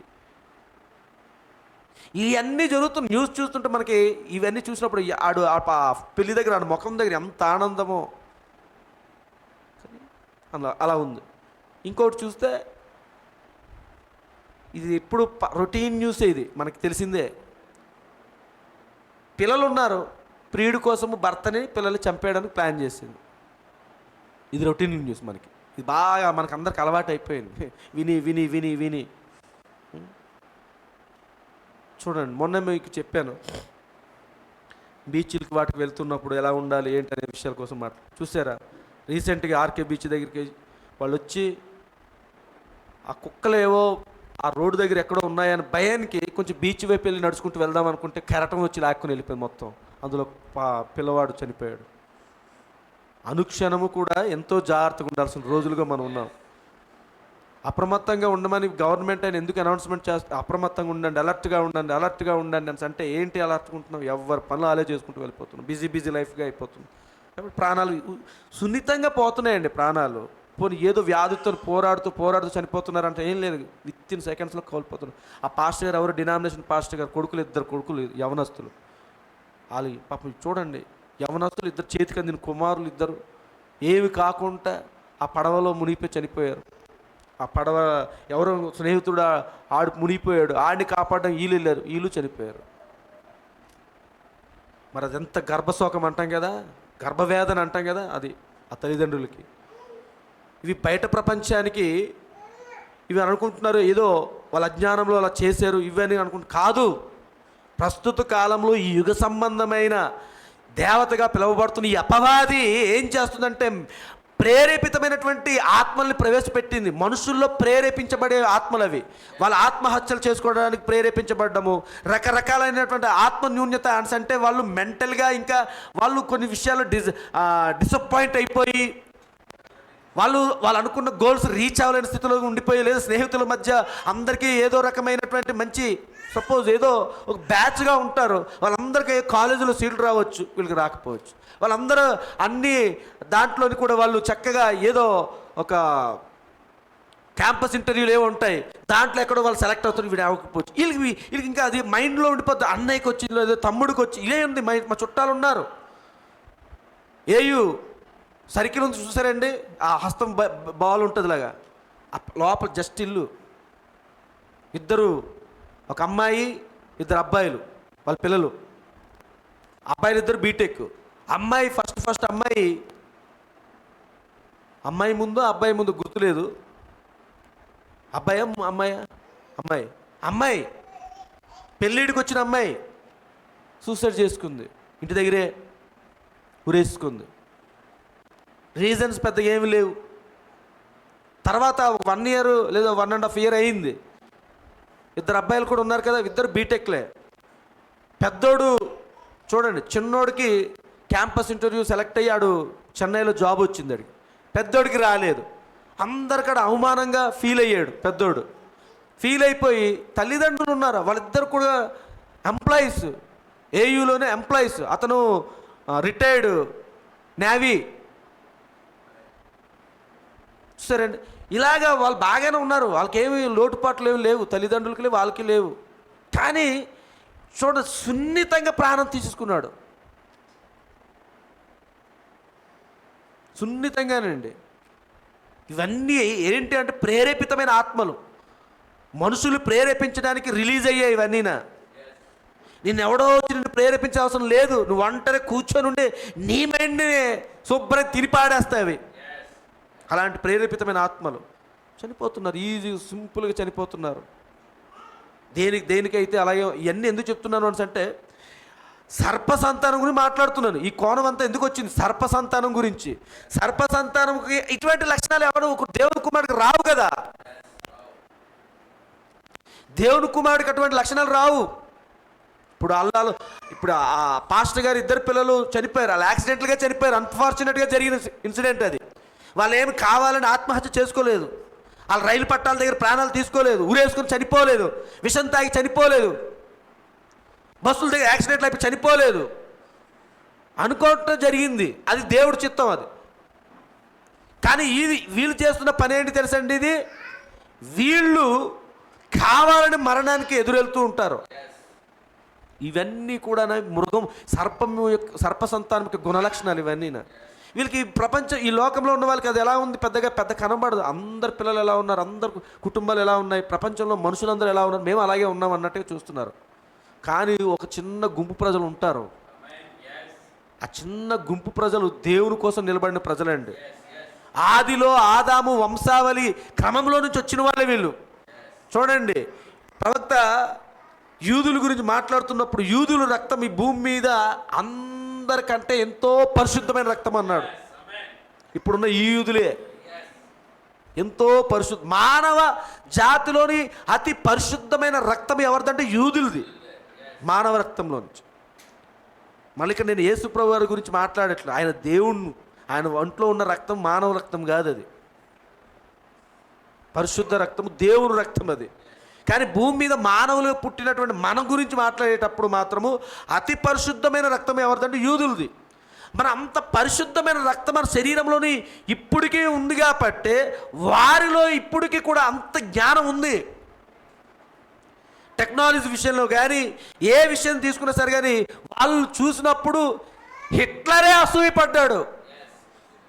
హిట్లర్ నియంతగా పిలువబడిన జర్మనీ నియంతగా పిలువబడినటువంటి హిట్లర్ ఈ యూదా జాతిని ఎలాగైనా నాశనం చేయాలి, వీళ్ళు ఏంటి సైంటిస్టులుగా రావడము, వీళ్ళు ఏంటి ఇంత విజ్ఞానవేత్తలుగా ఉండడము, జర్మన్ దేశం అంతా కూడా మొత్తం అక్కడ గొప్ప గొప్ప కాలేజీల్లో పెద్ద లెక్చరర్స్ గాను స్కాలర్స్ గాను యూదులే ఉన్నారు. హిస్టరీ చదవండి. అవన్నిటి జీర్ణం చేసుకోలేక అసలు హిట్లర్ యొక్క ఉద్దేశ ప్రకారంగా చూసినట్లయితే హిట్లరు అతను మంచి ఆర్టిస్ట్ అంట. ఆర్టిస్ట్గా ఉన్నప్పుడు మంచి ఆర్ట్ కాలేజీలో సీట్ కోసము వెళ్ళి అతను వేసిన ఆర్ట్లు చూపించినప్పుడు అక్కడ ఉన్నటువంటి ఆ లెక్చరర్ లేదా ఆ యూనివర్సిటీ ప్రిన్సిపల్ ఎవరు ఉంటారు కదా, అతను చూసి రిజెక్ట్ చేశాడంట. ఫస్ట్ టైం రిజెక్ట్ చేస్తే నెక్స్ట్ టైం కూడా వెళ్ళి మళ్ళీ తీసుకెళ్తాం, నెక్స్ట్ టైం కూడా రిజెక్ట్ చేసినటువంటి ఆ యొక్క వ్యక్తి ఎవరంటే యూదుడు. ఇది మనసులో పెట్టేసుకున్నాడు, చాలా మనసులో పెట్టేసుకున్నాడు. తన తల్లికి అర్థమవుతుందండి, తన తల్లి అనారోగ్యంగా ఉన్నప్పుడు వైద్యం చేసినప్పుడు ఆ వైద్యం వికటించేది చనిపోయింది. ఆ వైద్యం చేసినటువంటి వ్యక్తి కూడా యూదుడే. ఇవన్నీ నరాల్లోని ఇమిడిపోయాయండి. ఏమిటి ఈ హిట్లర్లో ప్రవేశించి ఈ హిట్లర్లో పనిచేస్తున్నటువంటి ఈ నియంత స్పిరిట్లు ఏంటి, ఎక్కడి నుంచి వచ్చింది అని అంటే ప్రవక్త అన్నారు, రోమ్ నుండి వచ్చింది అన్నాడు ఆయన. రోమ్ నుంచే వచ్చింది అన్నాడు ఆయన. చూడండి, ఇవన్నీ 5వ ముద్ర కింద 6వ ముద్ర కింద పాతాళము 5వ బూర కింద 6వ బూర కింద పాతాళం తెరవబడి అక్కడ ఉన్నటువంటి ఆ యూఫ్రటీస్ నదిలో బంధించబడినటువంటి ఆ దెయ్యాలన్నీ కూడా భూమి మీదకి వచ్చి మనుషుల్లో ప్రవేశించాయట. అందుకు ఆత్మ ప్రేరేపించబడి మరణాన్ని కూడా ఇప్పుడు వీళ్ళు ఎలాగంటే కొంతమంది మరణం కూడా చూడండి, మరణ భయం ఉన్న వాళ్ళు కొంతమంది ఉంటారు, కొంతమంది మరణానికి కూడా భయపడరు. నేను ఒక్కడైనా చనిపోతాను, భూమి మీద ఉన్న వాళ్ళందరూ ఏమైనా 1000 సంవత్సరాలు బతికేస్తారా అని చెప్తున్న వాళ్ళు ఉన్నారు. వాళ్ళకి ఏంటంటే మరణ భయం కూడా ఉండదు. అలాంటి స్పిరిట్లు కూడా ఉన్నాయి. ఇప్పుడు మరణం వస్తుందని భయపడిపోమని చెప్పలేదు. మరణ భయం ఎవరికి ఉండదు, మనకు ఉండదు. వాడికి ఎక్కడికి వెళ్తాడో ఆ 1000 సంవత్సరాలు నేనేమైనా బతికేస్తానా, పుట్టిన ప్రతి మనిషికి కూడా సరిపోతున్నాడు కదా, నేను అలాగే ఉంటాను అనుకున్న ఆడు పరిస్థితి, వాడి గమ్యస్థానం ఏంటో వాడికి తెలియదు. కానీ మరణ భయం అనేది లేని ఇంకొక గుంపు కూడా ఉంది. ఆ గుంపు వాళ్ళకి ఎందుకు మరణ భయం లేదంటే వాళ్ళ యొక్క గమ్యస్థానము తెలుసు. వాళ్ళకి వారు ఎక్కడికి వెళ్ళబోతున్నారు, ఎక్కడి నుంచి వచ్చారు, ఏం చేస్తున్నారు, సమస్తమును కూడా వాళ్ళకు ఒక ముందు చూపు ఉంది. దానిని బట్టి వాళ్ళ గమ్యస్థానాన్ని ఖచ్చితంగా వాళ్ళు చేరుకుంటారండి. హల్లెలూయా. చూద్దాం మళ్ళీనా, ఇక్కడికి వచ్చేసాను. మరి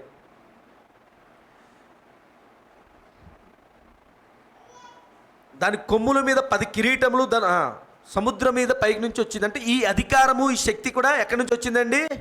ప్రజల్లో నుంచి వచ్చింది, జన సమూహాల్లో నుంచి వచ్చింది.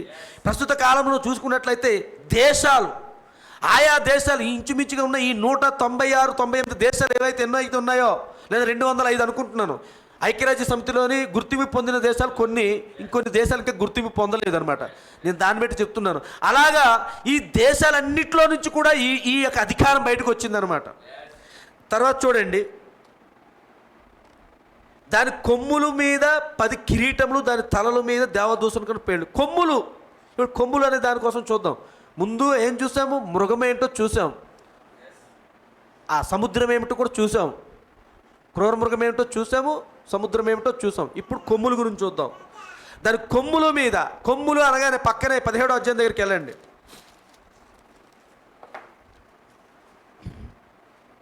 17వ అధ్యాయంలో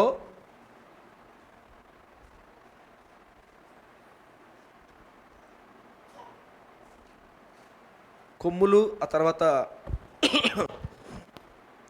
తలలు కూడా చూడొచ్చు. తలలు కూడా ఉన్నాయి ఇక్కడ. 11వ వచనం చూడండి, ఒక్క నిమిషం వాడండి.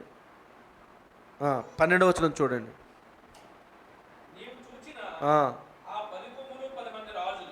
చాలండి, ఇంకంతే, క్లియర్గా కనబడుతుంది కదండి. నీవు చూసిన 10 కొమ్ములు 10 మంది రాజులు. మళ్ళీ ఆ క్రూర మృగం దగ్గరికి వెళ్ళండి. అయితే ఇప్పుడు 13వ అధ్యాయం దగ్గరికి. దాని కొమ్ముల మీద 10 కిరీటాలు ఉన్నాయి, దాని తలల మీద దేవదూషణ పేర్లు ఉండెను. ఈ 10 మంది రాజులు, ప్రవక్త, మరి మీరు ఇంటికి వెళ్ళి చదువుతున్నారో లేదో నాకు తెలియట్లేదు, కానీ ఈ 13వ అధ్యాయం గురించి చాలా వర్తమానాలు ఆయన బోధించారు. 4వ ముద్రలో కనిపిస్తుంటుంది, మృగం యొక్క ముద్ర అనే వర్తమానాలు బోధిస్తున్నాడు. మనం ఎందుకు సంఘశాఖ కాదు అనే వర్తమానాలు బోధించాడు. ఇలా రకరకాల వర్తమానాలు ఇవన్నీ ఈ 13వ అధ్యాయం కోసం మాట్లాడాడు. ఈ 10 కొమ్ముల గురించి మాట్లాడుతున్నప్పుడు ఈ 10 కొమ్ములు 10 మంది రాజులు అన్నాడు. అయితే వీళ్ళు ఎవరు అని అంటే, ఆ 17వ అధ్యాయంలో ఇంకా మనం కిందకి అలా చదువుకుని వెళ్ళినట్టయితే వాళ్ళు ఇది వరకు రాజ్యం పొందిలేరు అని ఉంది. చూడండి కావాలంటే ఒకసారి చదవండి బ్రదర్. 12వ వచనం. వారు ఇది వరకు రాజ్యము పొందలేదు, కానీ ఒక గడియ క్రూర మృగంతో కూడా రాజు వలె అధికారము పొందుదురు అని ఉంది. దీని గురించి మాట్లాడుతూ వీళ్ళు ఎవరు? వీళ్ళు రాజులు కారు అన్నాడు ఆయన. నియంతలు చూడండి, నియంతలకి రాజులకున్న తేడా ఏమిటి? రాజు సింహాసనం నుంచి పరిపాలన చేస్తాడు. నియంతలుగా ఇప్పుడు హిట్లర్ నియంత, అర్థమవుతుందండి? హిట్లరు నియంత, స్టాలిన్ నియంతలు. వీళ్ళు ఎవరు అంటే ప్రజల చేత ఎన్నుకోబడినటువంటి వ్యక్తులు కాదు. ఇప్పుడున్న కాలంలోనైతే ప్రజల చేత ఎన్నుకోబడినటువంటి వ్యక్తులు కాదండి. వీళ్ళు ఆ టైంలోని సైన్యాన్ని తన వైపు మళ్లించుకొని, సైన్యంలోని ఒక సైనికుడుగానో సైన్యాధిపతిగానో ఉండి, ఆ సైన్యాన్ని తన వైపు మళ్లించుకొని వాళ్ళందరికీ అధిపతిగా ఉండి ఆ స్థాయి నుండి రాజ్యాన్ని తన చేతుల్లో గుప్పెట్లో తీసుకుంటాడు అనమాట. దాని నుంచి అతను ఒక నియంత పరిపాలన చేస్తాడు. తనకు వచ్చినటువంటి ఆలోచనల ప్రకారం పరిపాలన సాగిస్తుంటారు. అక్కడేమో దేశ అధ్యక్షుడు కానీ ఎవరు ఉండరండి. అక్కడ కేవలము ఈ సైన్యానికి అధిపతిగా ఉండి ఎవరైతే ఉంటున్నారో అతనే అధ్యక్షుడిగా ఉంటాడు. అమ్మ కొంచెం కంట్రోల్ చేయండి, పాపని 2 నిమిషాలు బయట తీయండి.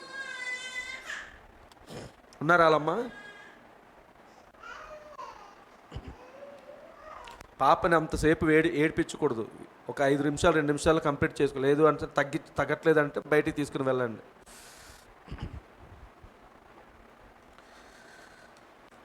చూడండి, ఈ 10 మంది ఎవరు అంటే నియంతలు. మనకి తెలిసిన నియంతలు 3-4 అంతే. స్టాలిన్, ముస్సోలిని, హిట్లర్, ఐక్మెన్, వీళ్ళ గురించి మనకు తెలుస్తుంది. మరి ఇంకా మరి 10 మంది కనిపిస్తున్నారు. ఈ నియంతలు ఎప్పుడు వచ్చారు? వీళ్ళు అసలు ఎలాంటి వాళ్ళు? మన హిస్టరీ మనం చూసినప్పుడు ఒక లైన్గా రాలేదు, కానీ మధ్య మధ్యలో కనబడుతూ ఉంటారు. ఇది ఎప్పుడు మనకు అర్థమవుతుందో కొద్దిగా చెప్తానా అండి. ఈ నియంత్రణ కోసం కూడా వస్తుంది. ఈ మధ్య మధ్యలో వచ్చిన నియంత్రణ కోసం కూడా మనం మళ్ళీ 13వ అధ్యాయంలోకి వచ్చేద్దాం ఫాస్ట్గా. ఈ రోజుకి మరి ఎక్కడికి వెళ్తామో వెళ్ళలేమో చూద్దాం. దాని కొమ్ముల మీద 10 కిరీటములు, దాని తలల మీద దేవదూషణకరమైన పేర్లు ఉన్నాయి. తలల మీద ఉన్న దేవదూషణకరమైన నామాలు ఇప్పుడు కావాలి మనకి. అర్థం చేసుకోండి. ఇది మొన్న బ్రదర్తో, సహోదరుతో నేను మాట్లాడుతూ ఉన్నప్పుడు ఈ పేరుకున్నటువంటి ఆ పవరు, పేరుకున్నటువంటి ఆ శక్తి, అధికారము ఎలాంటిది అనే దానికోసం మాట్లాడాల్సి వచ్చింది. మాట్లాడాను ఒక బ్రదర్తో. మరి ఇక్కడ కూడా దేవదూషణకరమైన పేర్లు, దేవదూషణ అంటే ఏమిటి? ముందు అది మనం తెలుసుకోవాలి. దేవదూషణ ఒకసారి నాకు మరి గుర్తుకొచ్చింది కాబట్టి లేఖనం తెస్తున్నాను. మత్తయి సువార్త 26వ అధ్యాయము. ఇది కూడా ఒకసారి పెట్టుకోండి, ఒక పక్క ఉంచి మనం అక్కడికి వెళ్ళాలి. ఈరోజు మరి పర్వాలేదా? రేపు ఉదయాన్న మరి స్కూల్కి వెళ్ళాలి మన పిల్లల్ని, మరి రేపే కదా రీఓపెనింగ్, కొంచెం మరి తప్పదు. కానీ మీరు సబ్జెక్ట్ కూడా కొంచెం వెళ్ళాల్సింది, అందుకోసమనే. చూడండి 26వ అధ్యాయంలో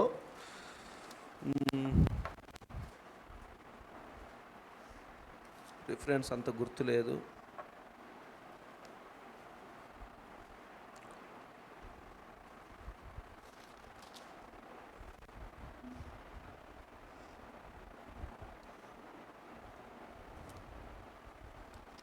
ఇరవై 26వ అధ్యాయం దగ్గర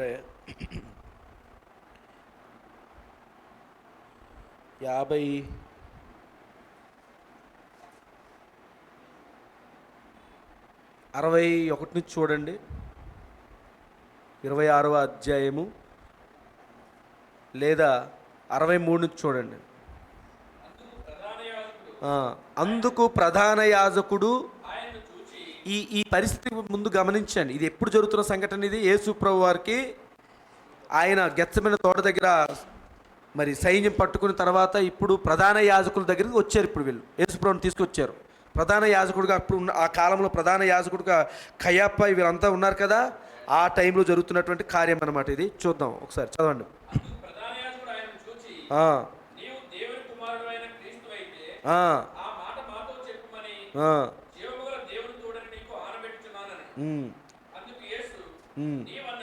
జాగ్రత్తగా గమనించండి. నేను ఎందుకు ఈ యొక్క చాప్టర్ని మనం ఎందుకు తీసుకున్నాం? ఈ మత్తయి సువార్త 26వ అధ్యాయంలోని దేని నిమిత్తం ఇక్కడికి వచ్చాం మనం? అది గుర్తుందా? దేవదూషణ అనే దానికోసం మనం అర్థం చేసుకోవడానికి కోసం. చూడండి ఇక్కడ ఏం జరుగుతుంది చూడండి. 63వ వచనంలోని, అందుకు ప్రధాన యాజకుడు ఆయనను చూచి, నీవు దేవుని కుమారుడు అయిన క్రీస్తువైతే ఆ మాట మాతో చెప్పుమని జీవము గల దేవుని తోడని నీకు ఆనబెట్టుచున్నాను నేను. అందుకు యేసు, నీవన్నట్టే అంటే ఏంటి అర్థం? దాని అర్థం నువ్వు చెప్పినట్టే, నేను దేవుని కుమారుడనైనా క్రీస్తునే అని ఆయన నోటితో పలకలేదు, కానీ నీవన్నట్టే, నువ్వు అన్నదే. చదవండి. యేసు ప్రభువారు నీవన్నట్టే అని చెప్పి అక్కడ ఆగిపోలేదు, దాన్ని కంటిన్యూషన్ చేస్తున్నారు ఆయన.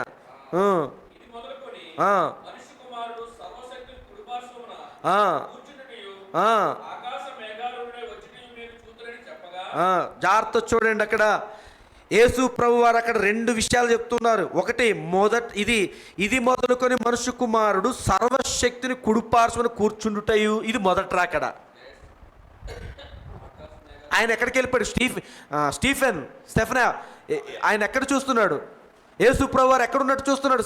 స్టెఫెను రాళ్లతో కొట్టి చంపుతున్నప్పుడు స్టెఫెను ఎక్కడ చూస్తున్నాడు? ఆయన యేసు ప్రభు వారిని తండ్రి యొక్క కుడి పార్శ్వాన్ని ఉన్నాడు ఆయన, అంతే కదండి.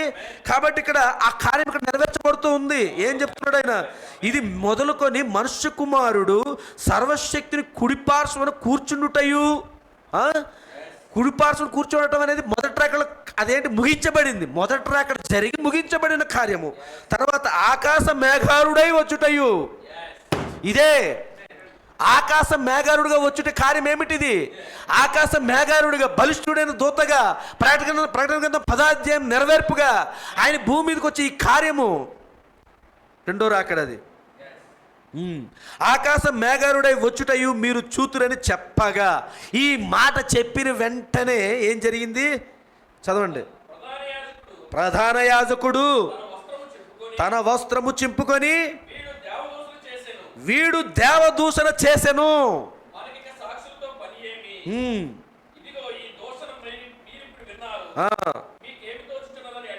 చాలండి. దేవదూషణ ఏం జరిగింది అక్కడ చూసారా? ఏం కనిపిస్తుంది ఇక్కడ? యేసు ప్రభువారు అసలు దేవదూషణ అనగా ఏమిటి అని అంటే దేవుడికి చెందాల్సినటువంటి స్థానాన్ని ఒక మనుషుడు తీసుకుంటున్నాడు. ఏంటి, ఇతని పుట్టుక ఏమిటో మనకు తెలుసు, ఈయన తల్లిదండ్రులు ఏమిటో మనకు తెలుసు, ఈయన సహోదరులు ఏమిటో మనకు తెలుసు, చిన్నప్పటి నుంచి ఇతను మనకు తెలిసిన వ్యక్తే కదా, ఈయనేంటి ఇలా మాట్లాడుతున్నాడు అడిగింది కూడా క్వశ్చన్ కూడా ఈ ప్రధాన యాజకుడు ఎలాంటి క్వశ్చన్ అడిగాడు చూసారా, అక్కడ మనం చదివారు చూసారా. అందుకు ప్రధాన యాజకుడు ఆయనను చూచి, నీవు దేవుని కుమారుడైన క్రీస్తువైతే ఏం చెప్పాలంట, ఆ మాట మాతో చెప్పమని జీవము గల దేవునితో ఆన పెట్టుకున్నాడు. కాబట్టి నేను దేవుని కుమారుని క్రీస్తునే అని చెప్పాడు. అప్పుడు క్రీస్తునే అని చెప్పినప్పుడు క్రీస్తు అని ఒప్పుకున్నాం. అసలు ఒప్పుకుంటాడనే కదా ఇతను అడుగుతున్న ప్రశ్న కూడా. నువ్వు దేవుని కుమారుడు క్రీస్తు అయినట్లయితే అని అడుగుతున్నాడు అని అంటే దాని అర్థం ఏంటి? నువ్వు అనుకున్నదే నేను రైటే, నువ్వు అన్నాడితే నువ్వు ఏదైతే ఊహిస్తున్నావో, నువ్వు నా నుంచి ఏదైతే ఎక్స్పెక్ట్ చేస్తున్నావో అదే అని చెప్పాడు. చెప్తే ఎంట తీసేసి వస్త్రాన్ని చించేసి కాదు అని చెప్తే అప్పుడు నేను దేవుని కుమారుడిని. మీకు అర్థమైందా? కాదని చెప్పారు అనుకోండి, యేసుప్రభు వారు అక్కడ కాదు అని అంట నేనే. అదే ఇప్పుడు జరుగుతూ ఉంది. చూడండి, వాక్యము ఏదైతే యేసు ప్రభు వారి గురించి ముందుగా ప్రవచించబడిందో ప్రవక్తల ద్వారా పూర్వకాలంలో నానా సమయాల్లో నానా విధములుగా ప్రవక్తల ద్వారా ప్రవచించబడినటువంటి ఆ ప్రవచన వాక్యము ఇప్పుడు 2000 సంవత్సరాల క్రితము మా రక్తమాంసాల శరీరముగా వచ్చింది భూమి మీదకి. అంతే కదండి? అంటే వాక్యమే ప్రవక్త నోటంబడి పలికినటువంటి ఆ వాక్యమే శరీరమైంది. చూడండి, ఏ వాక్యము అంటే ఆది కాండం మొదలుకొని మలాకీ గ్రంథం వరకు యేసు ప్రభు వారికి ఎన్ని లేఖనాలు అయితే ప్రవచించబడ్డాయో ఆ లేఖనాలు నెరవేర్పుగా అక్కడ కనబడుతూ ఉన్నాడు. ఆయన అంటున్నాడు, నేను ధర్మశాస్త్రాన్ని కొట్టివేయడానికి రాలేదు కానీ నెరవేర్చడానికి వచ్చాను అంటున్నాడు ఆయన. వెతకండి, నాకు ఇదిగో మీ ప్రవక్తలు మీ పితరులు నా గురించి రాయబడిన లేఖనాలు ఉన్నాయి కదా, వెతకండి. ఇవన్నిటి రుజువు ఏమిటంటే ఈయన దేవుని కుమారుడని. ఈయన దేవుని కుమారుడు. కానీ ఎన్ని రుజువులు ఉన్నాయో అన్ని రుజువులు వాళ్ళ కళ్ళెదురు కనబడుతూనే ఉన్నాయి దేవుని కుమారుడని. చూడండి, ఆయన చెప్తూనే ఉన్నాడు, మరి ఒకవేళ నన్ను నమ్మకపోయినా క్రియలను నమ్మండి అని చెప్తున్నాడు. ఒకవేళ దేవుడు మనుషు కుమారుడిగా భూమి మీదకి వచ్చినప్పుడు ఎలాంటి కార్యాలు చేస్తారని యెషయా ప్రవక్త ద్వారా ప్రవచించబడిందో ఆ కార్యాలన్నీ ఇప్పుడు నేను చూస్తున్నారు కదా, జరుగుతూ ఉన్నాయి కదా. గుడ్డివారు చూపు పొందుకుంటున్నారు, కుంటివారు నడుస్తూ ఉన్నారు, చెవిటివారు వింటున్నారు కదా, చీకట్లోని బందీలుగా ఉన్నవారు గొప్ప వెలుగును చూస్తున్నారు కదా. ఇవన్నీ కూడా ఇంకొక వ్యక్తి దగ్గర ఎక్కడ జరుగుతున్నాయా? ఈ భూమి మీద ఇంకెవరైనా చేశారా అని చెప్తున్నాడు ఆయన. ఎన్ని రుజువులు కనబడుతున్నప్పుడు నువ్వు అన్నట్టే అన్నాడు ఆయన. ఏ రోజైనా కయప ఈ 3.5 సంవత్సరాలు బైబిల్ గ్రంథంలో ఎక్కడైనా మనకి వాళ్ళు ఒక్క ప్రవచనాన్ని ప్రవచించినట్టే మనం చూసాం తప్ప ప్రవచనమే ప్రవచించారు. కయప ప్రధాన యాజకుడు ఒక ప్రవచనం ప్రవచించాడండి. ఆ ప్రవచనం ప్రకారం ఎందుకని అంటే ఇందులోనే ఉంటుంది, పోవడం కద్దు అనేసి.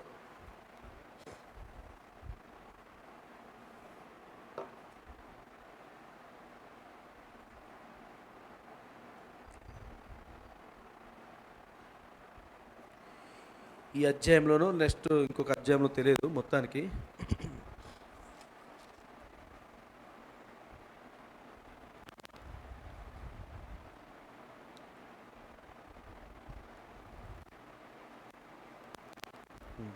సరే, కానీ విషయం గమనించండి, ఎందుకు ఈ విషయం చెప్తున్నాను? దేవదూషణ అనే కార్యం ఏమిటి అని అంటే దేవునికి సంబంధించి దేవునికి చెందాల్సినటువంటి ఘనత, దేవునికి చెందాల్సినటువంటి మహిమ ఇది ఒక మానవుడు తీసుకుంటున్నాడు ఏంటి అని చెప్పి ఆ కాలంలోనే యేసు ప్రభు వారి మీద వీళ్ళు దాడి చేసి, నువ్వు ఒక మాలాంటి ఒక జన్మించిన వ్యక్తివే, నీకు మాకేంటి పెద్ద తేడా ఉంది, నువ్వు మాలాంటి పుట్టుకతో నువ్వేమో పరలోకంలో దిగొచ్చిన అంటున్నావు, నీ తల్లిదండ్రులు మాకు తెలుసు కదా అని చెప్పి వీరందరికీ చూస్తూ ఉన్నప్పుడు ఇది ఒక దేవదూషణగా ఉంది. అర్థమవుతుందండి? కానీ ఇక్కడ గమనించండి, నేను ఒక కోణాన్ని మనం చూసినప్పుడు దేవదూషణ అంటే దేవుడికి చెందాల్సినటువంటి స్థానాన్ని ఒక నరుడు స్వీకరించటం, దేవుడికి చెందాల్సినటువంటి స్థానము ఒక నరుడు తీసుకోవటం. కాబట్టి ఈ క్రూర మృగము కూడా ఈ 7 తలల్లోని దేవదూషణకరమైన పేర్లను కలిగి ఉన్నది అన్నారు కదా. ఆ ఏమిటా దేవదూషణకరమైన పేర్లు అని అంటే దేవుడికి సంబంధించిన నామములు కానీ, దేవుడికి చెందాల్సినటువంటి ఘనత కానీ, దేవుడు పొందాల్సినటువంటి ఆ మహిమ కానీ ఈ మృగము పొందుకుంటుంది. ఈ మృగం మీద ఉన్నటువంటి ఈ తలలు పొందుకుంటున్నాయి. ఈ తలల మీద ఉన్నటువంటి ఈ పేర్లు పొందుకుంటున్నాయి. ఆ పేర్లకి ఈరోజు ఘనత వస్తుంది, ఆ పేర్లకి ఈరోజు మహిమ వస్తుంది. అది ఎవరికి బదులుగా అంటే దేవునికి బదులుగా. ఎక్కడుంది ఇది ఇదంతా కూడానా? కిరీటం మీద. అవి కిరీటాల దగ్గర కనబడుతుంది. తలలు అంటే శిరస్సు భాగం. ప్రవక్త రోజు విలియం మేరన్ బ్రెన్హామ్ గారు ఒకసారి వాటికన్ సిటీకి వెళ్ళినప్పుడు ఆ మ్యూజియం దగ్గర ఉన్నటువంటి పోపు యొక్క కిరీటాన్ని చూశాడు ఆయన. ఆ కిరీటం చూస్తున్నప్పుడు వెంటనే దూతొచ్చి ఆ కిరీటం దగ్గర ఉన్నటువంటి ఆ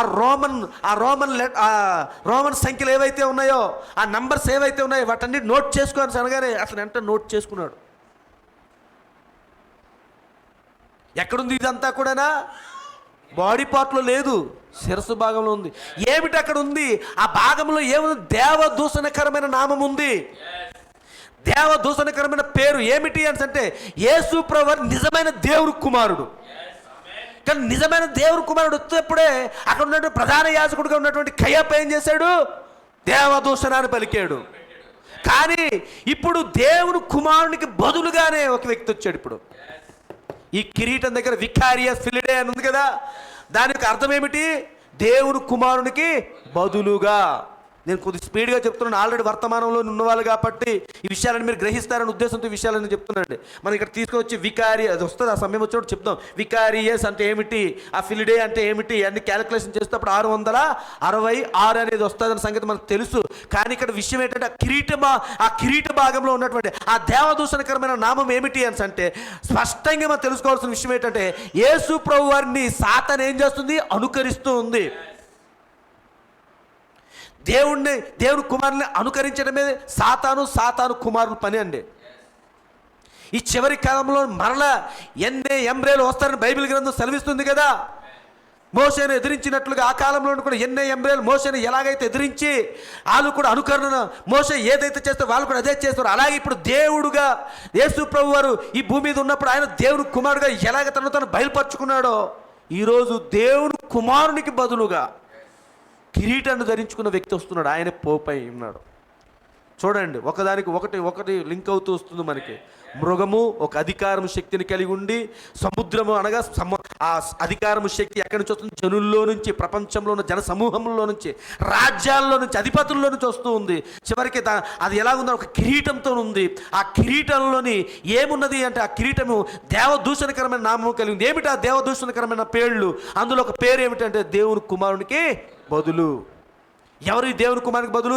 యేసు ప్రభువుకు బదులుగా, గొర్రె పిల్లకి బదులుగా, మనుష్య కుమారునికి బదులుగా ఎవరు వచ్చారు? ఇంకొక మనుష్య కుమారుడు.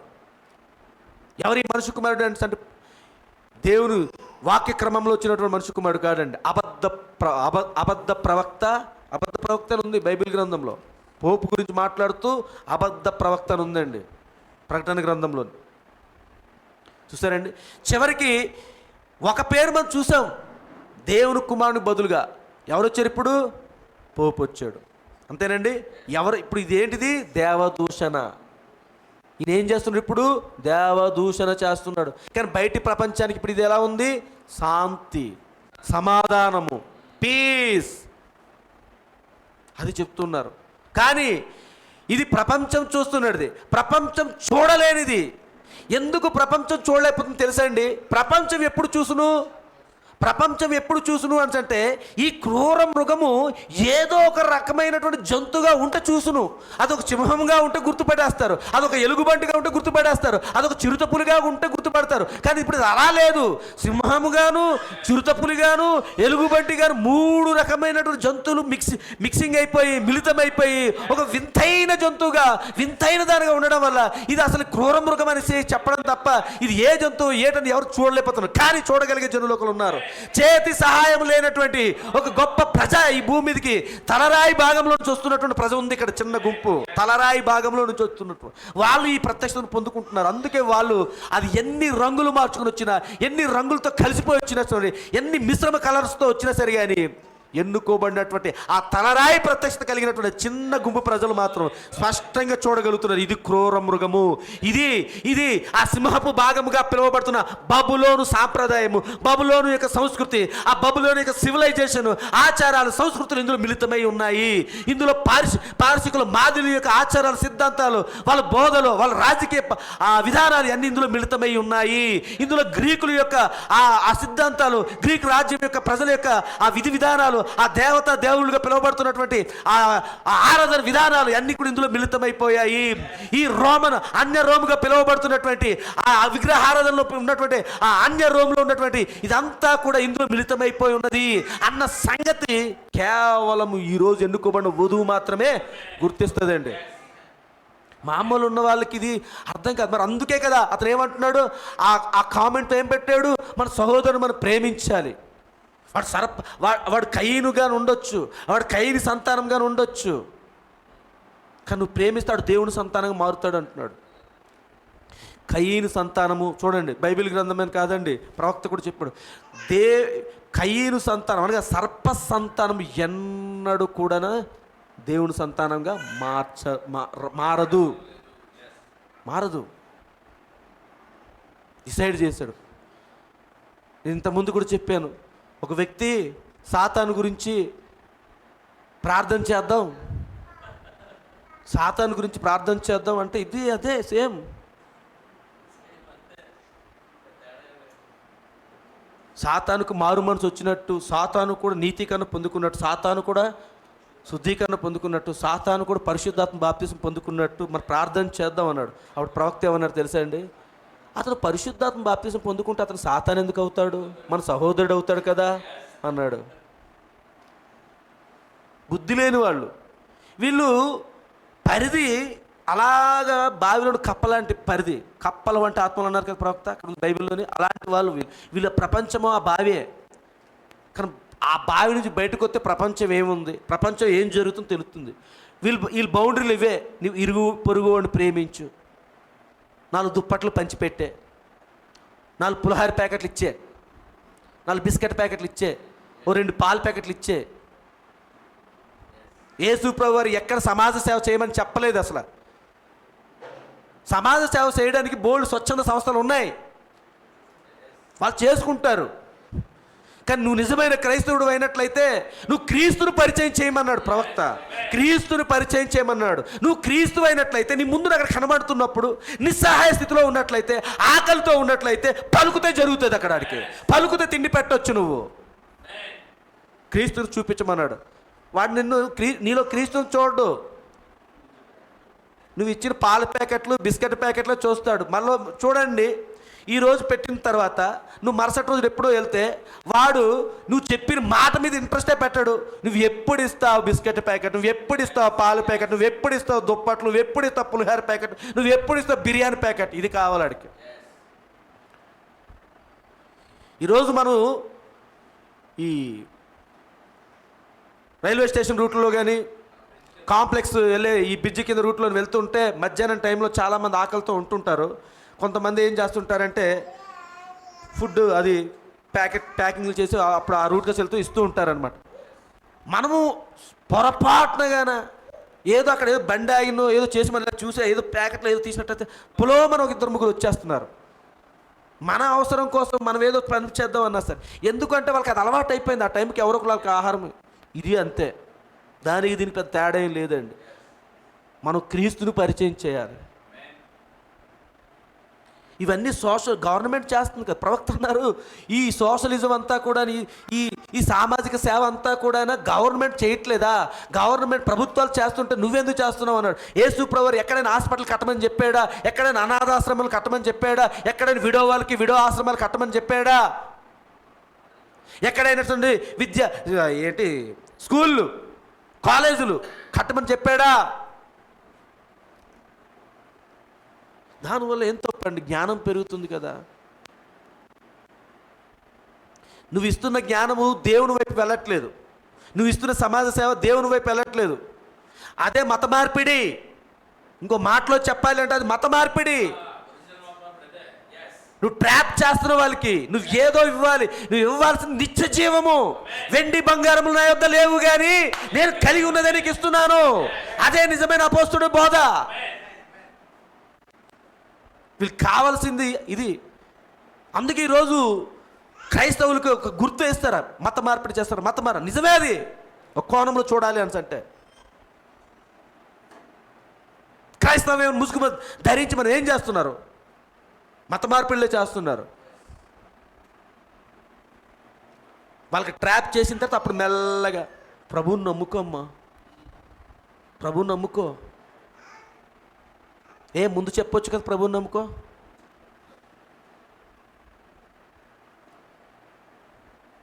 ఈరోజు ఇదే జరుగుతుందండి. నేను ఎవరికి సాయం చేయొద్దు, వద్దు, ఉండకండి అని చెప్పట్లేదు.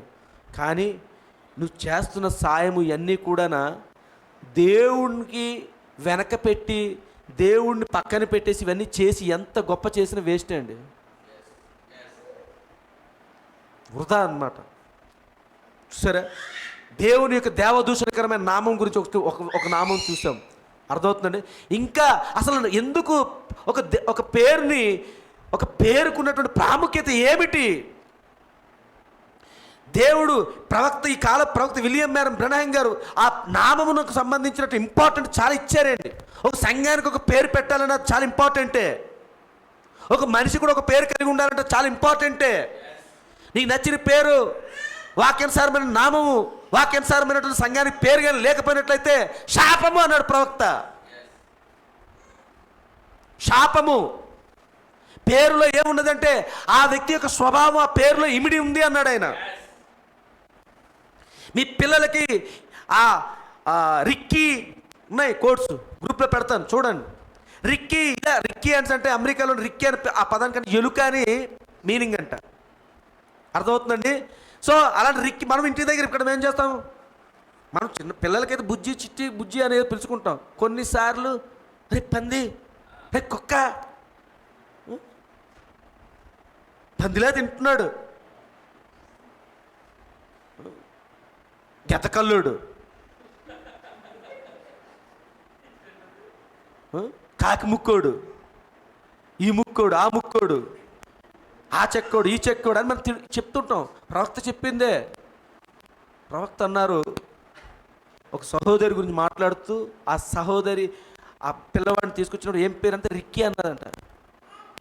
అమ్మ దయచేసి ఈ పేరు నువ్వు ఇమీడియట్గా మార్చిపెట్టు, మార్చిన వెంటనే ఈ బాబు స్వస్థత వస్తుంది అన్నాడు ఆయన. అర్థమవుతుందండి. కాబట్టి ఒకసారి ఈ మాట వెనకాల ఏం దాగి ఉంది? నీ స్వస్థత దాగి ఉన్నది. ఈ మాట వెనకాల నీకు ఒక ఆశీర్వాదం దాగి ఉన్నది. దాన్ని సింపుల్గా తీసుకోవద్దు. పేరు మార్చుకోవడానికి కొంతమంది ఇష్టపడరు. మంచి పేరు ఉంది, అంత మంచి పేరు, నా సర్టిఫికెట్ల దగ్గర ఉన్న పేరు ఇది, నేను అలా సర్టిఫికెట్ దగ్గర ఉన్నదాన్ని మనం మార్చలేము. అది ఆడు మార్చుకుంటాడు. ఆ సమయం వచ్చినప్పుడు ఆడెవడికి అబ్జెక్షన్ వస్తుంది, ఆడు మార్చుకోండి. మనం ఎందుకు ఇప్పుడు నుంచే మనమే మార్పించుకోవడం? అబ్జెక్షన్ వచ్చినప్పుడు ఆడు మార్చుకుంటాడు, అప్పుడు చూడవచ్చు. కానీ ప్రస్తుతము వాక్యానుసారంగా లోకంలో ఉన్నటువంటి నీ పేరు, లోకంలో ఉన్న దేవతా దేవుళ్ళుగా పిలువబడుతున్న పేరు కూడా కొంతమంది పెట్టుకుని ఉంటారు. అలాంటి పేరు కలిగి ఉన్నప్పుడు నువ్వు ఖచ్చితంగా ఇక్కడికి నువ్వు క్రైస్తవుడిగా మారినప్పుడు, క్రీస్తు రక్తంలోకి నువ్వు వచ్చినప్పుడు మన భర్త పేరే మనకు ఉండాలి. అంతేనండి. మనం ఎవరి పేరు కలిగి ఉండాలి? ఇప్పుడు మన భర్త పేరు. పరిశుద్ధ గ్రంథంలో ఉన్నాయి ఈ వంశావళి పేర్లు అన్నీ ఎవరివి అంటే దేవుని యొక్క భార్య పేర్లు అవి. ఈ పరిశుద్ధ గ్రంథంలో ఉన్న పేర్లని, ఈ పరిశుద్ధ గ్రంథంలో పేర్లు మనం కలిగి ఉండటం వల్ల మన భర్తలో భాగమై ఉంటాం. మన భర్త పేరుని కలిగి ఉంటాం మనం. హల్లెలూయా. ప్రవక్త అంటున్నారు, మనం ఈజీగా చెప్పేసుకుంటున్నాం. స్వభావం ఉంది. ఆ పేర్లు వెనకాల ఆ స్పిరిట్లు పనిచేస్తాయన్నాడు ఆయన. ఆ పేరు వెనకాల ఆ ఆత్మలు పనిచేస్తాయి అన్నాడు. మరి నేను బాధపడకండి, ఒక విషయం చెప్తున్నాను. నాకు సహోదరుడు, తెలిసిన సహోదరుడు, ఒకరోజు మేమిద్దరం బయటికి వెళ్తూ ఉన్నప్పుడు ఒక ఫోన్ వచ్చింది. ఫోన్ వచ్చినప్పుడు ఆ సహోదరుడి నుంచి ఇలా ఫోన్ తీశాడు. ఆ ఫోన్ లిఫ్ట్ చేశాడు. నేను పక్కనే ఉంటాం కదా, చూశాను. ఇలాగా చూసినప్పుడు అక్కడ ఆ పేరుని చూశాను. పేరుని చూసినప్పుడు అక్కడ ఒక పేరు ఉంది. అది నేను ఇప్పుడు చెప్పలేను. చూసిన వెంటనే నాకు మనసు చాలా బాధ అనిపించింది. వెంటనే చెప్పాను, చెప్పి ఆ పేరుని మార్చండి. ఎందుకంటే ఆ పేరు వెనకాల స్పిరిట్ పనిచేస్తుంది. ప్రవక్త చెప్పారు. ప్రవక్త చెప్పినప్పుడు నాకు అదే ఫైనల్ బ్రదర్, అదే నాకు ఫైనల్. కాబట్టి ఆ ఫైనల్దే నీకు చెప్తున్నాను, మార్చాను. వెంటనే నా ఎదురుగా టక్ టక్ పేరు మార్చి సంథింగ్ వాళ్ళకి ఇంకా ఏదైతే ఫేవరబుల్గా ఉందో ఆ పేరు పెట్టుకున్నారు. అది నిజంగా పనిచేసింది, నేనైతే నమ్ముతున్నాను. పేరు వెనకాల ప్రవక్త కాలంలోని ప్రవక్త చూశాడు, ఆయన ముందు చూపుగానే చూశాడు, అవన్నీ తెలియజేశాడు. మన కాలం దగ్గరకు వచ్చి మనకు కూడా ఒక ఎక్స్పీరియన్స్ ఉంది, అవి మనం చూడాలి. కాబట్టి మనం మన సంఘానికి ఏం పేరు పెట్టుకోవాలి? నచ్చిన పేరు పెట్టుకోవడం కాదు. మనం ఒక షాప్ పెట్టుకోవడం, దానికి కూడా ఒక వ్యాపారం బిజినెస్ చేసాం, దానికి కూడా అనుకూలంగా యేసు ప్రభు అని పెట్టేయమని చెప్పలేదు. ఏది ఇప్పుడు సపోజ్ ఏదో రెస్టారెంట్ ఉందండి, యేసు ప్రభు రెస్టారెంట్ అని పెట్టాల్సింది లేదు. కొంతమంది ఉంటారు ఇలాంటివి కూడా చేస్తుంటారు. జ్ఞానయుక్తంగా పేర్లు పెట్టుకోవాలి. మనం అర్థమవుతుందండి. ఇవి ఎందుకు చెప్తున్నంటే దేవదూషణకరమైన పేర్ల గురించే మాట్లాడుతున్నాను. నేను రెండు పక్కలు తీసుకొస్తున్నాను మీకు. ఒకటి అపవాదికి సంబంధించింది, ఇంకో పక్క దేవునికి సంబంధించిన వర్షం. ఇప్పుడు మనం చెప్పుకునే ఈ విషయాలన్నీ కూడా దేవుని క్రమంలో వచ్చేవి. ఎందుకు అంటే బైబిల్ గ్రంథంలో స్పష్టంగా తెలియజేస్తుంది. అబ్రహాము గురించి మాట్లాడాడు ప్రవక్త, పేరు గురించి మాట్లాడుతున్నప్పుడు అబ్రాముగా అంటే BRA 7 letters కింద కాకుండా మీకు ఇదైతే క్లియర్గా అర్థమవుతుంది. అబ్రామ్ అంటున్నాను అంటే తెలుగులోని మనం ప్రొనౌన్సియేషన్ చేసినప్పుడు రెండు ఒకేలా వస్తున్నాయి. అందుకే మీరు క్యాచ్ చేస్తారు, క్యాచ్ చేయరు అనేసి. అబ్రామ్ అనేది ఫస్ట్ది, అబ్రహాము అనేది సెకండ్ది. అబ్రామ్గా ఉన్నంత వరకు కూడా దేవుడు అబ్రహాముని ఆశీర్వదించలేదు. ఎప్పుడైతే అబ్రామ్ నుంచి అబ్రహాముగా మారాడో, అలాగే షారాయి నుంచి షారాగా మారిందో, వెంటనే దేవుడు రంగం మీద దిగొచ్చాడు. వెంటనే దేవుడు తనను తాను బయలుపరచుకోవడం జరిగింది. వెంటనే వారి శరీరాల్లో మార్పు వచ్చింది, వారి జీవితంలో ఆశీర్వాదాలు వచ్చాయండి. వారి జీవితంలో ఎన్నో సంవత్సరాల నుంచి ఎదురు చూసినటువంటి వాగ్దానం నెరవేర్పు అయిపోయింది అక్కడ. ఏమిటంటే ప్రవక్త అన్నాడు, పేరు వెనకాల ఆశీర్వాదం ఉంది అన్నాడు ఆయన. అలాగే యాకోబుగా ఉన్నంత వరకు దేవుడు అతను దర్శించలేదు. యాకోబుగా ఉన్నంత వరకు ఆ యాకోబు అనే పేరుకి ఏదైతే రాయబడి ఉన్నదో, యాకోబు అనే పేరుకి మోసగాడని, అంతేనండి, యాకోబు అనగానే మోసగాడని, ఆ మోసం కలిగినటువంటి పేరుని కలిగి ఉన్నంత కాలం కూడా అతను ప్రజలందరినీ మోసం చేయడమే, ఆ మోసకరమైన బుద్ధితోనే జీవించాడు.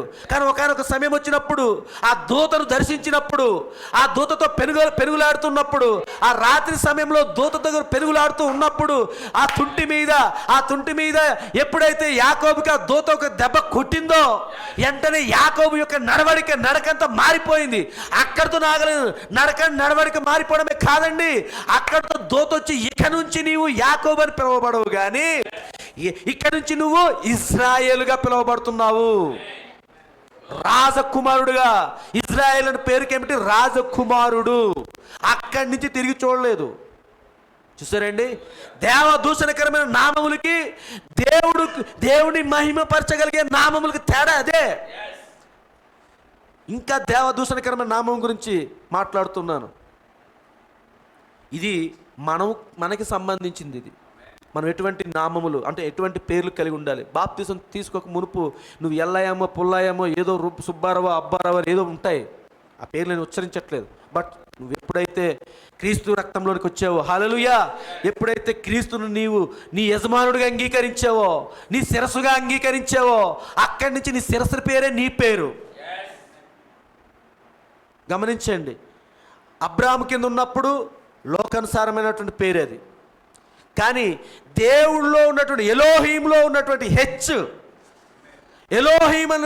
ఎలోహీంలో పిలువబడుతున్న ఆ భాగం తీసుకొచ్చి అబ్రహాంలో కలిపాడు దేవుడు. అక్కడి నుంచి ఎవరు భాగమయ్యారు? ఇప్పుడు దేవుడే వారిలో భాగమయ్యాడు.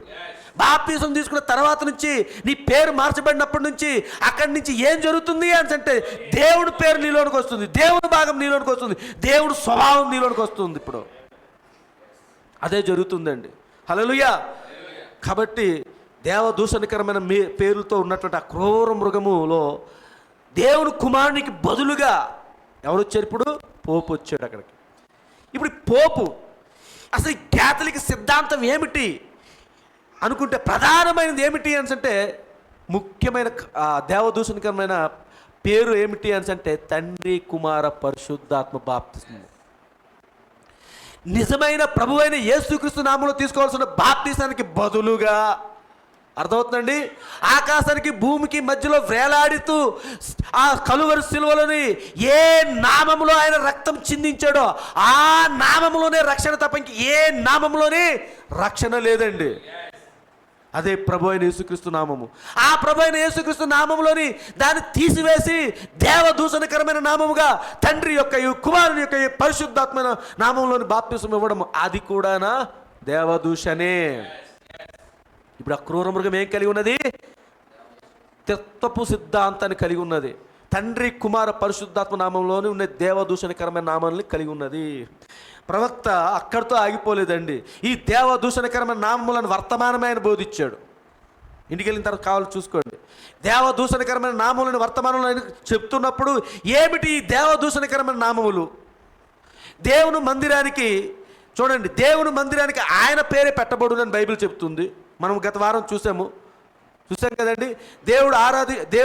దేవుడు ఏర్పాటు చేసుకున్న ఒకే ఒక ఆరాధన స్థలము. ఆ ఆరాధన స్థలానికి ఎవరి పేరు ఉంటుంది? నా నామమే ఆ స్థలమునకు పెట్టబడునని ఉంది లేఖనము. సంఖ్యాకాండంలో మనం చదువుకున్న అబీబీ నెలలోని మొదటి నెలలోని వాళ్ళందరూ సమాజంగా కూడుకున్నప్పుడు ఆ బలి ఎక్కడ పడితే అక్కడ అర్పించడం కాదు, కానీ ఆయన ఏర్పాటు చేసుకున్న స్థలంలోనే ఆ స్థలానికి ఆయన నామం పెట్టబడి ఉన్నది అన్నాడు. కాబట్టి ఈరోజు ఏమిటి అని అంటే మందిరము అనగా దేవుడు నివసించు మందిరము అనగా నీవు నేనే. ఆ మందిరంగా ఉన్నటువంటి మనకి ఏ పేరు ఉండాలి? ఆయన పేరే ఉండాలి. కానీ ఇప్పుడు ఆ పేరు తీసేశారు. దేవదూషణకరమైన నామాలతో పెట్టబడ్డారు. అర్థమవుతుందండి?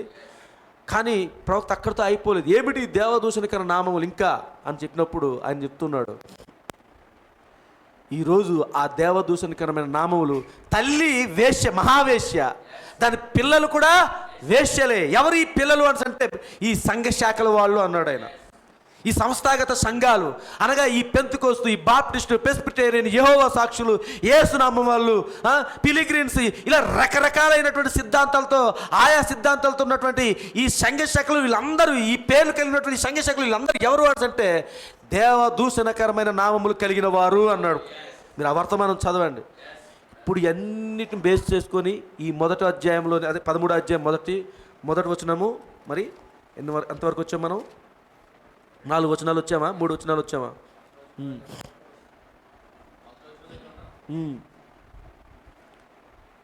మొదటి వచనం దగ్గరే ఉన్నాం ఈ రోజంతానా? అయ్యా సరే. దాని కొమ్ముల మీద 10 కిరీటములు, దాని తలల మీద దేవదూషణకరమైన పేర్లను ఉండెను. చూడండి. సరే, ఇదే ఇక్కడితో ఆపేసుకుందాం. నెక్స్ట్ వీక్ మరలా 2వ వచనం. ఇప్పుడు దాకా ఈ విషయాలు ఎందుకు, ఆల్రెడీ గత వారం ఇన్ని విషయాలు మనం చెప్పుకోలేదు. ఇప్పుడు ఇవన్నీ నిజ స్వరూపంలో జరుగుతున్న కార్యాలు. మృగం అంటే ఏం చూస్తాం, ఆ క్రూర మృగంగా ఎలా మారిందో చూస్తున్నాం. ఆ 10 కొమ్ములు 10 మంది రాజులను చూస్తున్నాము. ఆ 10 మంది రాజులు పిలువబడ్డారు, కానీ ఇంకా రాజ్యాలు ఇవ్వబడలేదు. అంటే వాళ్ళు ఎవరంటే నియంతలని. అది నెక్స్ట్ వీక్ 4వ ఆ ఘట సర్పానికి దెబ్బ తగులుతుంది కదా, అక్కడికి వచ్చేసరికి ఆ విషయాలన్నీ నేను చెప్తాను, ఒకవేళ దేవుని చిత్తమైనట్లయితే.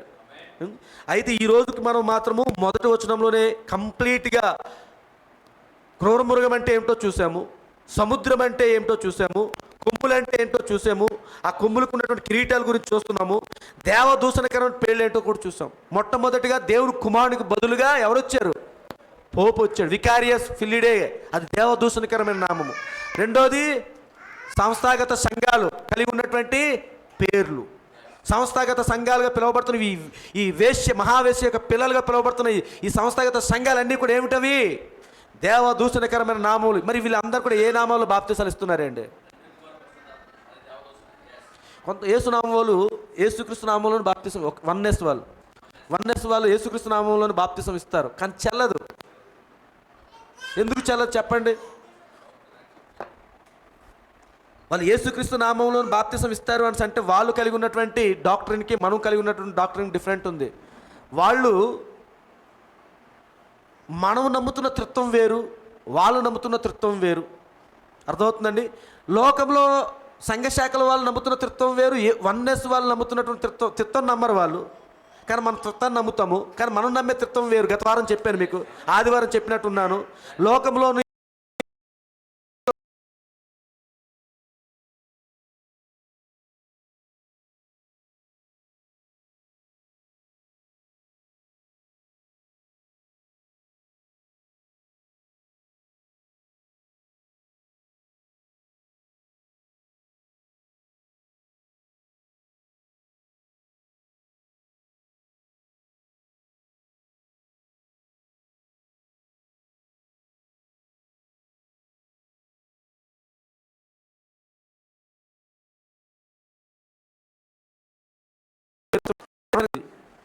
ఈ 13వ అధ్యాయము చరిత్రలో జరిగిపోయింది, ప్రస్తుతం జరుగుతుంది, భవిష్యత్తులో జరుగుతుంది. కాబట్టి అవసరం ఇప్పుడు మనం కనులు తెరవబడాలి. ఈ 13వ అధ్యాయంలో జరుగుతున్న కార్యాలన్నీ ఇప్పుడు మనం చూడలేకపోతే ఇందులో దేంట్లోనో ఒక దాంట్లో అమ్ముడుపోతాం, మన జ్యేష్ఠత్వాన్ని అమ్మేస్తాం. అక్కడ ఖచ్చితంగా ఏ పేరు రూపంలోనే, ఆ దేవదూషణ కర్మ నామముల రూపంలోనే అమ్మేవచ్చు, ఇచ్చేవచ్చు. ఏదో ఒక రూపంలో ఆ మృగమునికి మనం లోబడిపోవాల్సిన సమయం వస్తుందండి. ఈ ప్రకటన గ్రంథం 13వ అధ్యాయం చివరిలో మనం చదువుకున్న గత వారం, దాని అనుమతి లేకుండా మనం క్రయ విక్రయాలు ఏవి కూడా, బిజినెస్లు, వ్యాపారాలు, తినడాలు, కొనడాలు ఏవి కూడా జరగదు. ఖచ్చితంగా దాని అనుమతి ఉండాల్సిందే. కాబట్టి అలాంటి కాలంలోనికి మనం వెళ్ళడానికి మునుపే దేవుడు మన కనులు తెరుస్తూ ఉన్నాడు. ఎందుకు మన కనులు తెరుస్తూ ఉన్నాడు? ఎందుకు అంటే ఇందాక మనకొక మృగం ఉంది, మన కనులు తెరవబడి మన మృగాన్ని మనం చూడాలి. రిబికా ఏదైతే ఆ యొక్క ఒంటెని ఎలాగైతే గుర్తించి నీళ్లు పోసిందో, ఇదిగో వర్తమానమని ఈ ఒంటెని కూడా మనం పోషించాలి. ఈ వంటకు మనం నీరు పోయాలి. ఈ వంట కోసం మనం నిలబడాలి. అవసరం అయితే ప్రాణాలు కూడా అర్పించాల్సిన సమయం కూడా వస్తుంది. ప్రవక్త అన్నారు, వధువు బోధించటం నిలిపివేసే సమయము వస్తుంది. కాబట్టి జాగ్రత్తగా ఉండాలి.